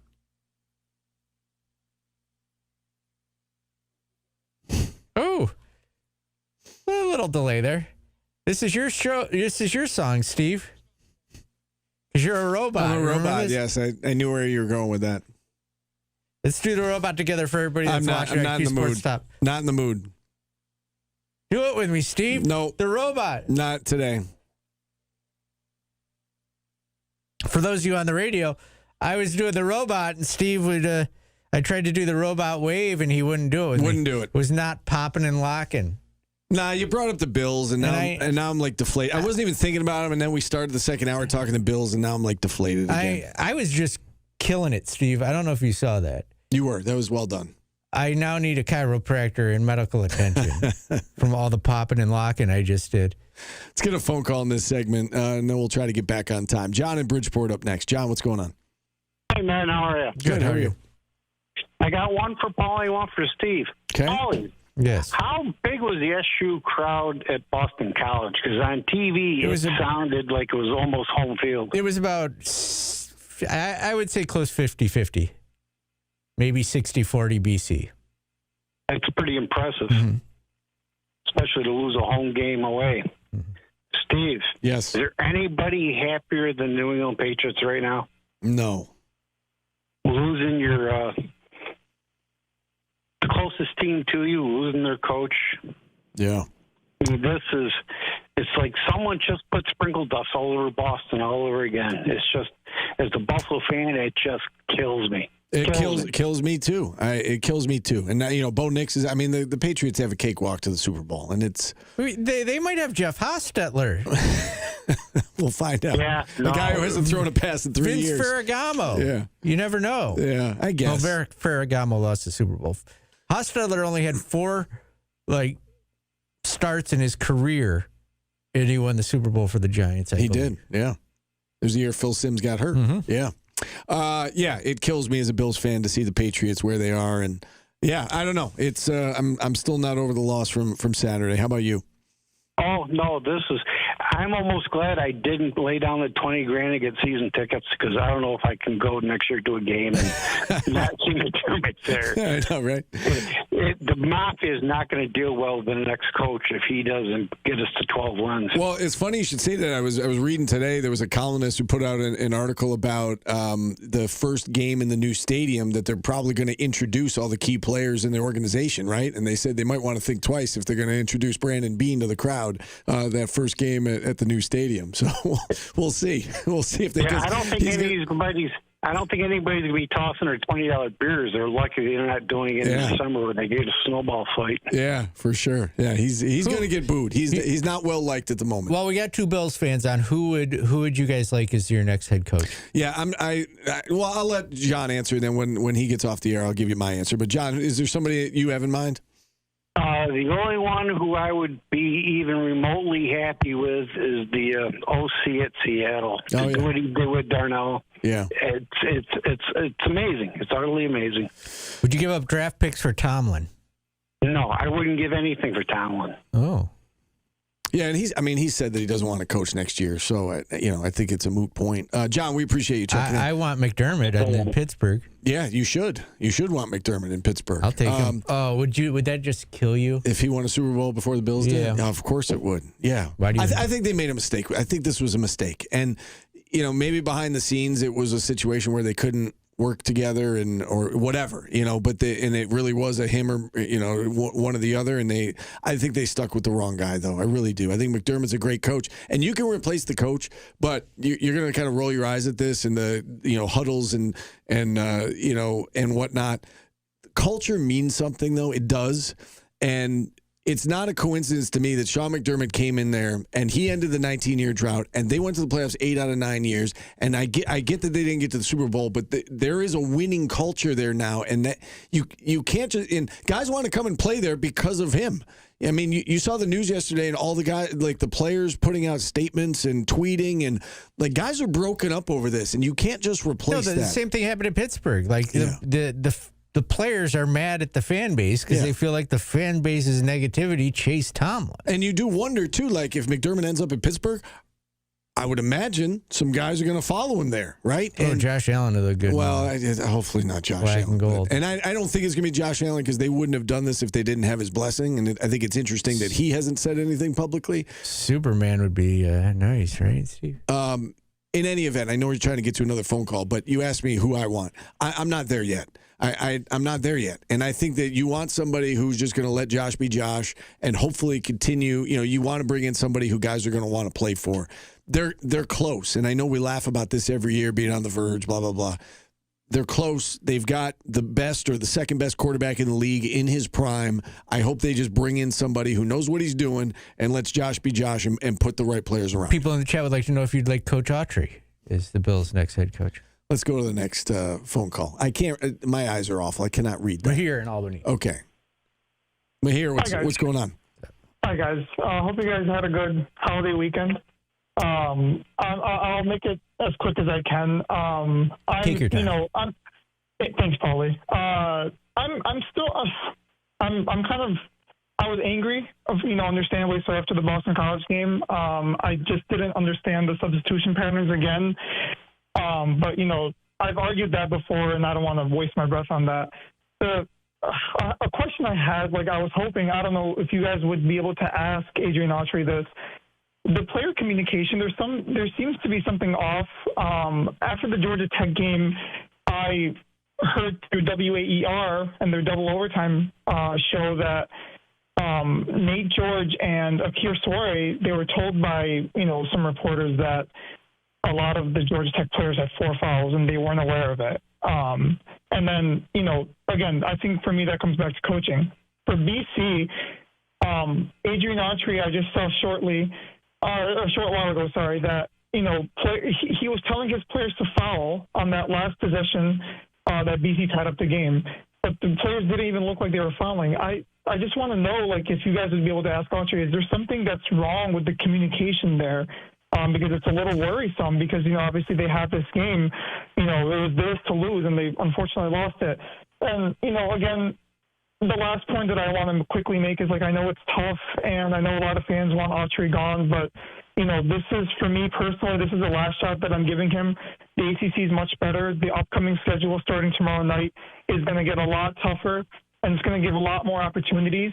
I'm giving Coach Autry one last chance, and I think a lot of fans do. I'm supporting him. I hope that he turns it around. What are your guys' thoughts? Thanks for taking me. All right, here, appreciate you checking in. I'll say this on the fouling situation on that last possession. We talked about it earlier in the show, and I don't know, maybe you tuned in a little bit late. I do wonder, and we didn't get a full answer on it yesterday, right? We didn't get an answer at all about the strategy after the game. That question wasn't asked from what I saw. Yesterday, he was asked on the weekly ACC teleconference, and he said that the plan was to foul and the guys didn't execute that. But he didn't get into specifics. I do wonder, Paulie, aloud, kind of what the plan was, because there were 17 seconds left. And as we talked about this earlier, 17 seconds seems early to foul, especially when you're not a good free throw shooting team, because they could have cut it to 1, and now you got to make free throws at the other end to maintain that lead. My guess is that it was wait until they start their action and then foul. They started their action. It was quick, right? It was off a high screen, catch and shoot, and they tied the game. And JJ kind of got bumped out of the play on the high screen. So, would JJ have fouled if he was right behind and if he didn't get picked? Did William Kyle and we saw that last year, right, where it was Eddie Lampkin who he was hesitant to come up and didn't foul. Is it a case where William Kyle just didn't come up high enough and he wasn't in a position to make the foul, so the shot got off and he was going to box out? I would love to know if it was, all right, 7 seconds or left, because, again, they hit the 3 with 7 seconds left. If it's 7 seconds or less and you foul, now it's borderline. Maybe the guys were hesitant, like, am I supposed to foul? Am I not supposed to foul? And the new continuation rule in colleges. Right. So he was already in his motion. These are questions that I have in my head that I don't know the answer to, because we didn't get a full answer from Red other than the plan was to foul. We didn't execute it. So before I answer that, I would love to know what the plan was. We'll see Thursday if it's appropriate to bring it up. I mean, again, they play Wednesday night, so we got to kind of see what happens Wednesday night, and I'm sure there's going to be things to talk about from that game as well. But Paulie, you and I file that away. I would like to know the answer to that question on Thursday when we talk to him. Okay, that's filed. Okay. I'll circle back to that. I'm just saying, if I forget to ask it, or one of us, let's try and remember circle it in our mind. Yes, circle it in exactly. You say that with a smirk on your face, but no, because it actually works in this situation. Let's circle it in our minds, and one of us needs to remember to ask him that. So, or you can put it in your trusty folder, which you never I don't even know what that folder exists anymore. It's sitting there. It's still there. All right, let's get a timeout here. We'll try to get back on time. We're desperately behind. We're a segment behind. Back after this on ESPN Radio.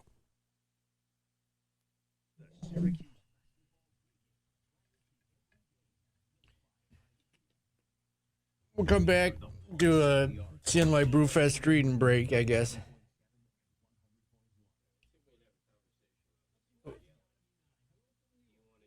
Quick segment. I just said it. I'll do a quick CNY Brewfest read and we'll break. Then I'll come in for today's business. We'll be all happy. We're all working. See that? You missed a whole damn show.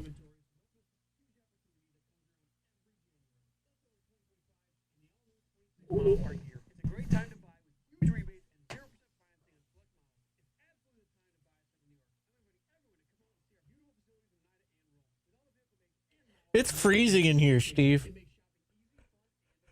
You remember how you laughed at me when I said one time that I like to guess what time it is when I wake up before I look at my clock? And you think that's weird? I do think it's weird. My new apartment has blackout blinds. Yeah. So I have zero I'm so off. I'm like, oh, it's got to be like 5 a.m. It's 7. Oh, crap. I can't be the only person that does that. So now it's more satisfying if you're close because you're like, oh, I haven't been close. You can't tell like how tired you are when you wake up? That doesn't indicate anything No to you? idea. Like sometimes I wake up in the middle of the night. Phil does it all the time. I like to guess what time it is before I look at the clock. Because sometimes I'm spot on. Lukey Lou, I go back and forth on this. I've heard people speculate Kevin about guesses. Josh. Chronic does that. I really believe that Josh is committed to winning a Super Bowl here. Here we're in Syracuse, but you know what I mean, in Buffalo. For you, for Graham. No, I didn't say for me, but I think it actually matters to him. He cries like a woman. I said. I wanted to see. I like that. I like that he cares. Do you feel better about that, or somebody who just kind of like brushes it off? It's like no big deal. No, I don't have any problem with them crying because I know what the guys go. Like someone called me out for telling that the SU players cry after losses. Michael Antonio, I don't think you could say that the last play, the controversial interception, was an ill-advised pass. I don't think that was an ill-advised pass.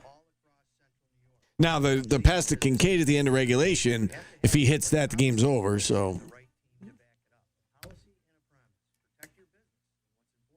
you should ask Kim if she guesses what time it is when she wakes up in the morning. I've never heard anybody do that. Ask her. Text your wife right now. Say, Paulie wants to know if you guess what time it is. I'm not gonna bother her for your nonsense.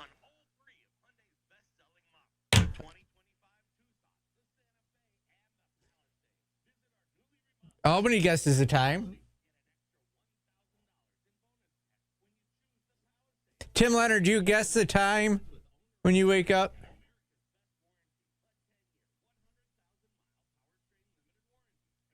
Because you don't like blurt it out loud, so you wouldn't know if she's doing it. She doesn't wake up and go, 5:30. Yes. Oh, you're good sleep. Look at him with his humble brag over our sleeper. He sleeps through the night, unlike Steve and I. Always bang. Yeah.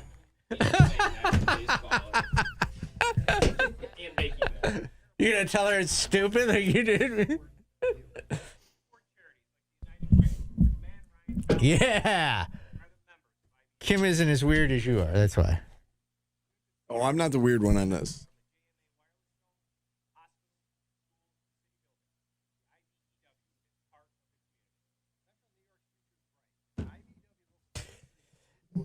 I can't remember a night where I slept and woke up to the alarm. Like that was the only thing that woke me up. Like Tim just I never do that. Oh, I wish I did.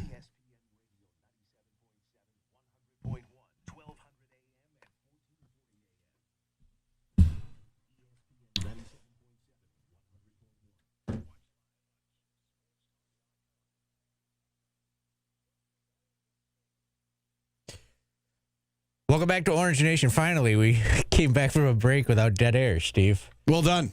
I was getting shelled this game. All right, before we get into the CMI Brewfest routine, something came up in the chat. I was telling you my new apartment has blackout shades, so it's pitch black in there, right? And now when I wake up at night, when I try and guess what time it is when I wake up, I have no concept of what time it is. Like it could be, because like if the sun's not out, I don't know.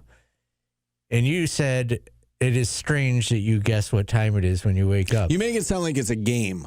It is. It's kind of a game. I get like waking up and like wondering like, oh, how much more time do I have to sleep? No, like that kind of thing. I go, it's 5:30, and I wake up and I look, and then I look at the clock. Do you guess in round numbers, or do you guess like 19, it's 424? No. Okay. But if you're close, you make it sound like it's a game. Yeah, it is. It's kind of fun. It gives you something to do. Fun? And then Tim said something wild to me. He says, I just go to sleep and my alarm clock wakes me up. I wake up a billion times a night. Yeah. I am super jealous. Yeah. Of that. And apparently Phil says I get excited when I'm close. Everybody in the chat agrees with me, and your wife apparently does it also. I don't do that. Part of it might be I wear contacts, and when I don't have contacts in, I'm blind, so it's hard for me to look at the clock. But no, I don't play games in my sleep. I want to go back to sleep if I can. Yeah, it's a good way to start your day, because if you're right, you're like, yeah, I'm off on a good foot really? today. Yeah, I guess the time right. The Wildcat Sports Pub CNY Brewfest is coming up Saturday, January 31st at the fairgrounds. That's next weekend, not this weekend, next weekend. The Brewfest features over 150 pours under one roof. Craft beer, hard cider, canned cocktails, seltzers, and mocktails, too, for people like me. Play cornhole. There's a brewcade with retro game con featuring video games. I wonder if they got Donkey Kong from Atari to PS5. Get your tickets at cnybrewfest.com. You ever been to the Strong Museum in Rochester? We've had the guy on before. Yeah, about the no, Hall I of have Fame not. They have the biggest Donkey Kong game you've ever. The screen is enormous, and you can play Donkey Kong on it's basically it covers the entire wall. Yeah, they have one of those at the world's largest truck stop, but it's Pac-Man. Okay, so same idea. So if you're into Donkey Kong, it's just down the road in Rochester. You go check it out. All right, we got to take a time out. Try to get back on time. We're still it's an uphill battle. Music playing. My life is a disaster. This is the end of regulation at the BC game for me. My whole life is that every day. Don't fold for the last 20 minutes. We need you. We're back after this on ESPN Radio.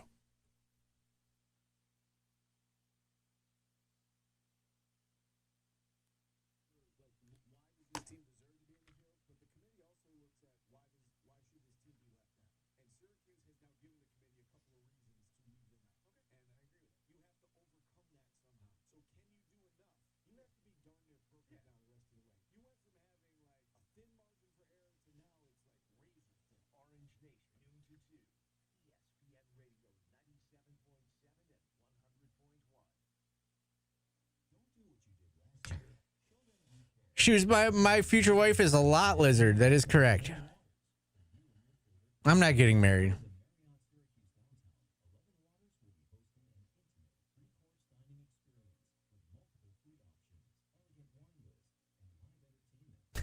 Tronic says if you're right, you're some sort of wizard who can go between consciousness and subconsciousness reality without losing track of time.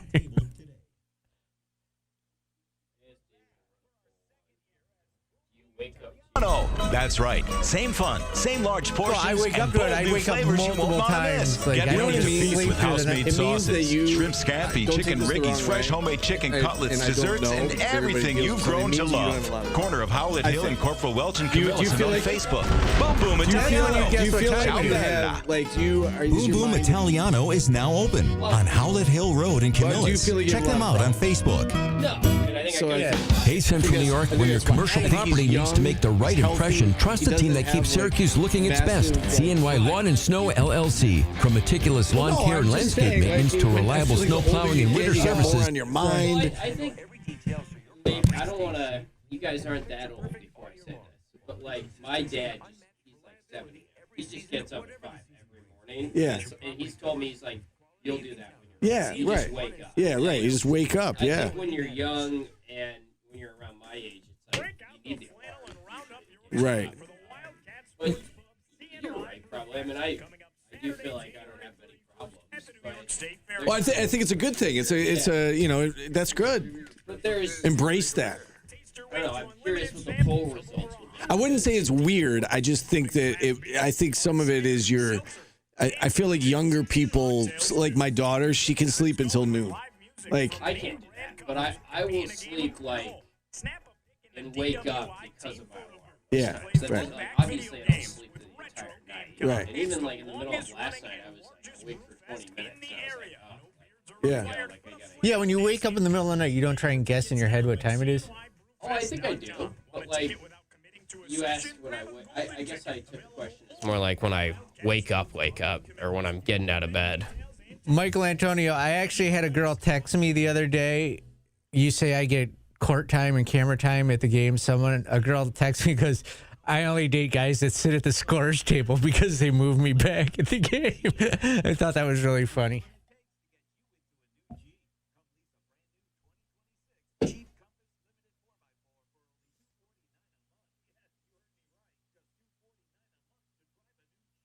Sorry, guys, I'm not on my game. I'm having a Nate George game. Yeah, you haven't played any. I'm sloppy. Yeah, it's because I'm playing them off. I'm sloppy today. I apologize. I should be benched. Do you know that one play I'm talking about in the first half where he got the ball ripped from him and he just, like, hung his head and like. The sad thing is when you started that though, didn't he get it ripped from him in like a big moment or in the second half or maybe overtime? I said first half, but yes, he did. It was the play where they challenged. He got it ripped from him, then went down. He did steal it. Whoever called, I know who called for the challenge, but that guy can't call for that challenge there. Oh, that was awful. Yeah, that was awful. Yeah. How did that happen? I think they were also frustrated. Pat called into my show yesterday and he said, "How did no one read that?" And I kind of agree. Like the question probably should have been asked, like, "Why'd you challenge?" or "What was going through your mind when you made the decision?" Multiple people looking at the video did this to him, so he's really. But I don't think they looked at it long enough. I think they just instinctively reacted because the ref was out of position. Speaking of which, we didn't really talk about this, but like McDermott's point after the game that they didn't take longer to look at the interception. Yeah. Like I think they got it right. But Yeah, the fact that they just like immediately were like, it was not Alan Griffin. That does bother me. I know it doesn't really matter. That was a weird play. You had to call interception or catch. This is Orange Nation. You should look at it.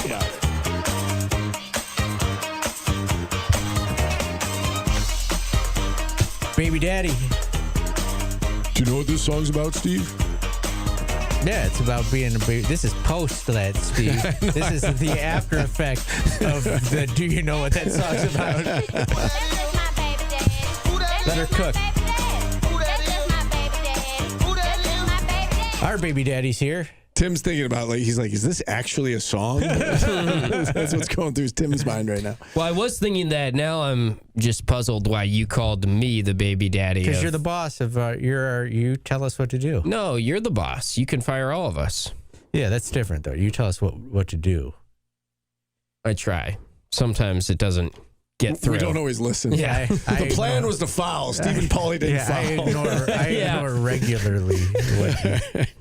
Which, not to sidetrack us, but if Coach Autry did truly tell the players to foul and they didn't foul, like, I don't know what more. Like, everyone is on him for the message isn't getting communicated, and I hear that a little bit, but also that's on the players, right? A little bit too. Like, how do you not execute that? Yes, and that's why I would love to hear more of that answer than just the plan was to foul. Because as you and I have talked about, we talked about this last hour, 17 seconds left. I don't know that the plan was to foul as soon as they get the ball in. Now, if it's 7 or under, or because they started their action like right at like 8 or 9, he made the 3 at 7, and so you're probably not fouling before then. So maybe it was like a borderline, and the players they were in between whether or not they should foul or not, right? Because BC went a little bit quicker than maybe they would have, than SU was expecting them to. Here's another thing that people need to see. It's easy to say fire Red, and he will, if he doesn't make the tournament, probably get fired. There is some component of this that's the player's fault. Sure, that's all I'm trying to say. I'm not trying to defend him. Like, there's a lot of stuff that we've talked about on this show that you can critique him about, and I think he deserves some of the blame for his team not executing in that final play. But also the players deserve some of the blame if it's true. Donnie's got the ball down the stretch, and he's looking to pass to somebody that hasn't been scoring all game. And it's a turnover. He's got to know you've got the ball for a reason at that point. Right. And people got on me during the Hofstra game or after the Hofstra game when I said, some of that, like, again, free throws, that's on the players, right? Free throws are on the players. That's not coaching. You don't get to college and you don't have college coaches coaching up free throws. Like, you have to work on free throws on your own. It's the second game, too. You could argue that if Syracuse hit one more third. Yeah, I would say Hofstra, at least, Houston, and this one. I think that's 3. One free throw in those 3 games probably the entire season is, it's different right now, but it is what it is. All right, today's business is brought to you by Superior Plus Propane. National championship game last night. We haven't really had a ton of time to talk about it. Indiana gets it done, and it is a remarkable story, of course. I thought Miami put up a good fight for the ACC. It was an enjoyable game to watch. What did you guys make of the game last night? Yeah, it was enjoyable. The Indiana story is incredible. They're so good. I mean, that defense is so good. And I was listening today, and I didn't even realize this because I don't follow Indiana football closely. But they lost their leader in sacks a few weeks ago, which I didn't realize. And that defense is just nasty. Credit Miami for figuring some things out offensively in the second half and making it a game. What did you think? I don't know if you heard us talking earlier about the decision to go for it by Indiana on 4th and 5 with 8 minutes to go, but then they decided to kick the field goal on 4th and 5, even closer. Well, it was about the same spot on the field. They ran it, with under 2 minutes to go. Right. And then they decided to kick the field goal and, expose themselves to potentially losing the game if Miami scores a touchdown there. What'd you a little weird. I thought the 4th and 5 call initially was gutsy and should be applauded. And Mendoza made a heck of a play there. So, a little weird that you went for it once and then you didn't go for it the next time. I didn't really think that there was, I don't know. I just don't have a ton of faith in Carson Beck, even though maybe he's proved some people wrong this year a little bit. He's had a nice year. It just felt like he was going to throw a pick to me on that last drive. It's easy to say now, but Miami's defense, really impressive. And I think they did a great job in the transfer portal, and their freshman wide receiver, incredible, Tony, which I guess gives us some hope that maybe Calvin Russell, who's a highly ranked freshman, could come in and lead that position group. We'll see. But I agree with you. It was a little puzzling that they didn't, try to go for the jugular at the end there. Yeah, great game, great story, and credit to Indiana. My boss at Channel 9 is an Indiana alum, so I'm happy for him. Wow. And it's an incredible story. Yeah, it's got to be weird for that fan base because they grew up probably thinking about basketball, and now all of a sudden they're a football school. Unbelievable. Women's basketball, I do want to shout out their win on Sunday. This was maybe one of the more surprising wins of the season from my vantage point because I thought Stanford, they're a really good team. Stanford was already favored by a little bit in the game, and Syracuse found out shortly before the start of the game officially that Layla Filia was not available, who is arguably their best player, one of certainly their best players, and scored 38 points in a game not that long ago against Virginia. They have now won 3 in a row, and we talked a lot about in the non-con, how good are they? Is it their schedule? Are they just out rebounding teams because they're bigger? Will this translate? They're in a stretch of 5 games in a row that I thought was going to be very telling. They dropped that first one to Virginia Tech by 20, and it was like, maybe this is going to be telling, and they're going to start losing games. And they have won 3 in a row against really good teams. And I think hats off to them, obviously, the way they're playing. And to get it done without Layla was very impressive on Sunday. Yeah. I mean, they're playing great. And, better than anybody, their resume's in really good shape at the moment. And, even with the near loss last week where they blow that big lead, they still found a way to get it done and stay on track. And they're looking good right now. And they're a fun team to watch. Kicker, Paulie, you got anything? No. All right. I didn't even think. I'm out of it today. It's all right. I apologize. It's okay. You've been moving. You got a lot on your mind. It's so expensive to move. I also, you want a kicker? I'll admit I'm an idiot. I paid a large sum of money to have furniture removed from my house, and all I needed to do is go to the town hall and buy these stickers that are either $15 or $30, and just put the stuff on the curb. Huh. And it probably would have cost me $200 as opposed to the huge sum of money I paid. Oh, no. Kicking yourself right now? Yes. Sorry. Sorry, you're in sports, so you've got tons of money. So who cares? Yeah. And you're our boss. I mean, I ate water for dinner last night. Ramen noodles.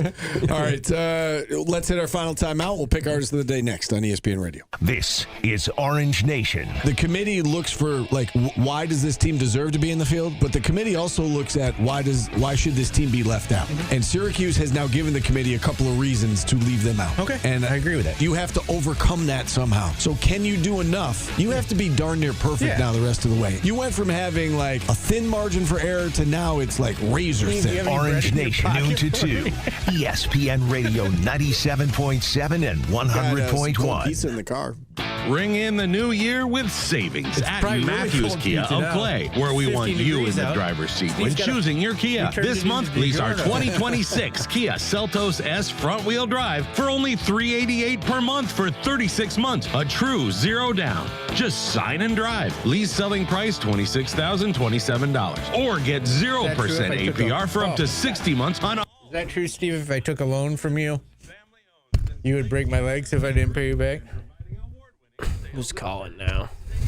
When you shop at our newly remodeled dealership and state-of-the-art facility at Matthews in Clay on Route 31 or visit MatthewsKiaofClay.com. 36 months, 10,000 miles per year. $0 due at sign. First payment, tax, and fees included. Rebates to dealer. I want you guys to integrate yourselves with us. Or ingratiate. What does that mean? I know what the term means, but no, in what way? What's the chat saying? I know some people think that they're trying to. I want you guys to be our fake friends on here. I want us to all like each other. I don't want to talk you out of here. Kevin from Liverpool DM'd me immediately after the Bills game and said, "Did you text Steve?" And I said, "No, I'm not that cruel. Believe it or not, I'm not that cruel." I appreciate it. Yeah, I got 5 texts yesterday from people did Steve call in sick? Is that why the show's, why no show? Have you dropped your OnlyFans link yet? And you found it. Now, when you sit down to dinner, you've got front row seats too. Your neighbor's daily pickleball game. Should I tell David? I like to talk to you guys outside of here. Call tomorrow. I don't have friends in real life though. I don't want people in my life. He doesn't want me in his life, so. You've had some interesting quotes today.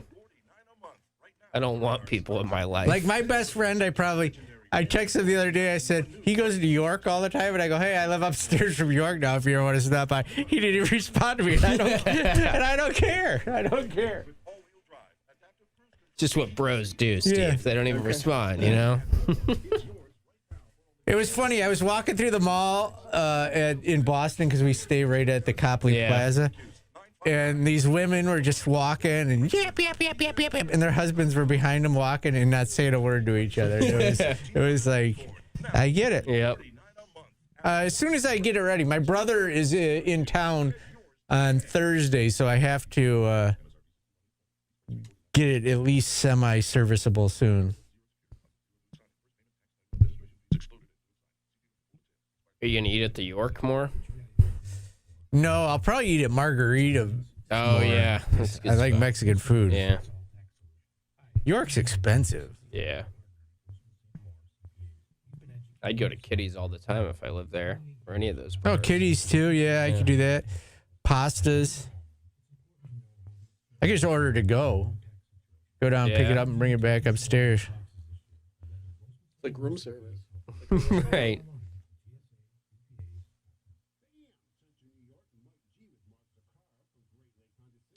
Quit stereotyping foods. It's pretty good. I've had it a couple times. It's not like San Diego good. It's not. It's just are margaritas a chain? I don't know. The artwork's amazing. Yeah. Listen to ESPN Radio Syracuse for your chance to win tickets to SU games and concerts. Where at CJC that you're swearing about the French onion soup being so good?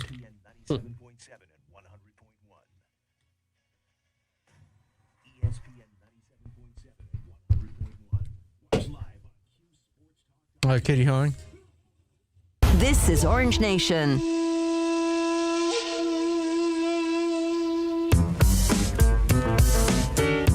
I always get fooled. I get fooled by that one. I always think it's Naughty by Nature. Oh, you didn't? I think it's Sledgehammer. Okay. Okay, y'all, this is it. Now bust it. All right, here's your choices. Salt and Pepper are on right now. Beyonce, Metallica, Kid and Play, friends of the program, Bon Jovi, or Pauly Spotify Shuffle. Well, we get Pauly Spotify Shuffle as an option at a later date because I would love Kid and Play, but I'm intrigued by Pauly Spotify Shuffle. Yeah, I'll put it on there every day until we end up voting. I'm for going it. Kid and Play. And this is one, Tim, that if I have a player to be named later. No, you've done that. You can't have two players to be. You're already one in the. He hasn't used it. I don't think I've used it. I think I've. No, you've done it once before. All right. Well, I'll leave it up to you, Tim. Do I know any of their songs? Probably not, but you won't be disappointed. All right. Kid and Play. There you go. See? Thank you. Appreciate that. You were probably going to vote for him too anyway, right? You're gross. You know he's going to vote for himself. No, His but Spotify. it is funny. I was looking at this list and I go, odds are all of these will play. There's a chance Beyonce, Metallica, Kid and Play, and Bon Jovi would play because they're all on my playlist. That's interesting. We will circle back to your Spotify Shuffle. I think that'll be fun. But let's go Kid and Play tomorrow. We're up against the clock, so we got to go. Oh, quickly, what's coming up on your show tonight, Tim? Talking more basketball, and then tomorrow on the show we should have JJ Starling, so be on the lookout for that. And Dominique Darius is going to join us tomorrow on the show as well. Remember, we have Fran Brown on the show here tomorrow too. That's so right. Look forward to that. Yeah, 1 o'clock, Fran Brown. So join us for that. Kid and Play say Tim Leonard's drive time is too hype. There you go. I'm looking forward to that. I need something to look forward to, Paulie. You think Fran Brown likes Kid and Play? I will find out. No, I think he's probably I think too he's a young. little young for that. Red would like it. Yes. Okay. Yes. He probably just misses out on Kid and Play. We'll find out. We got to go. For Tim, for Paulie, I'm Steve. Enjoy the rest of the day, everybody. We'll see you tomorrow.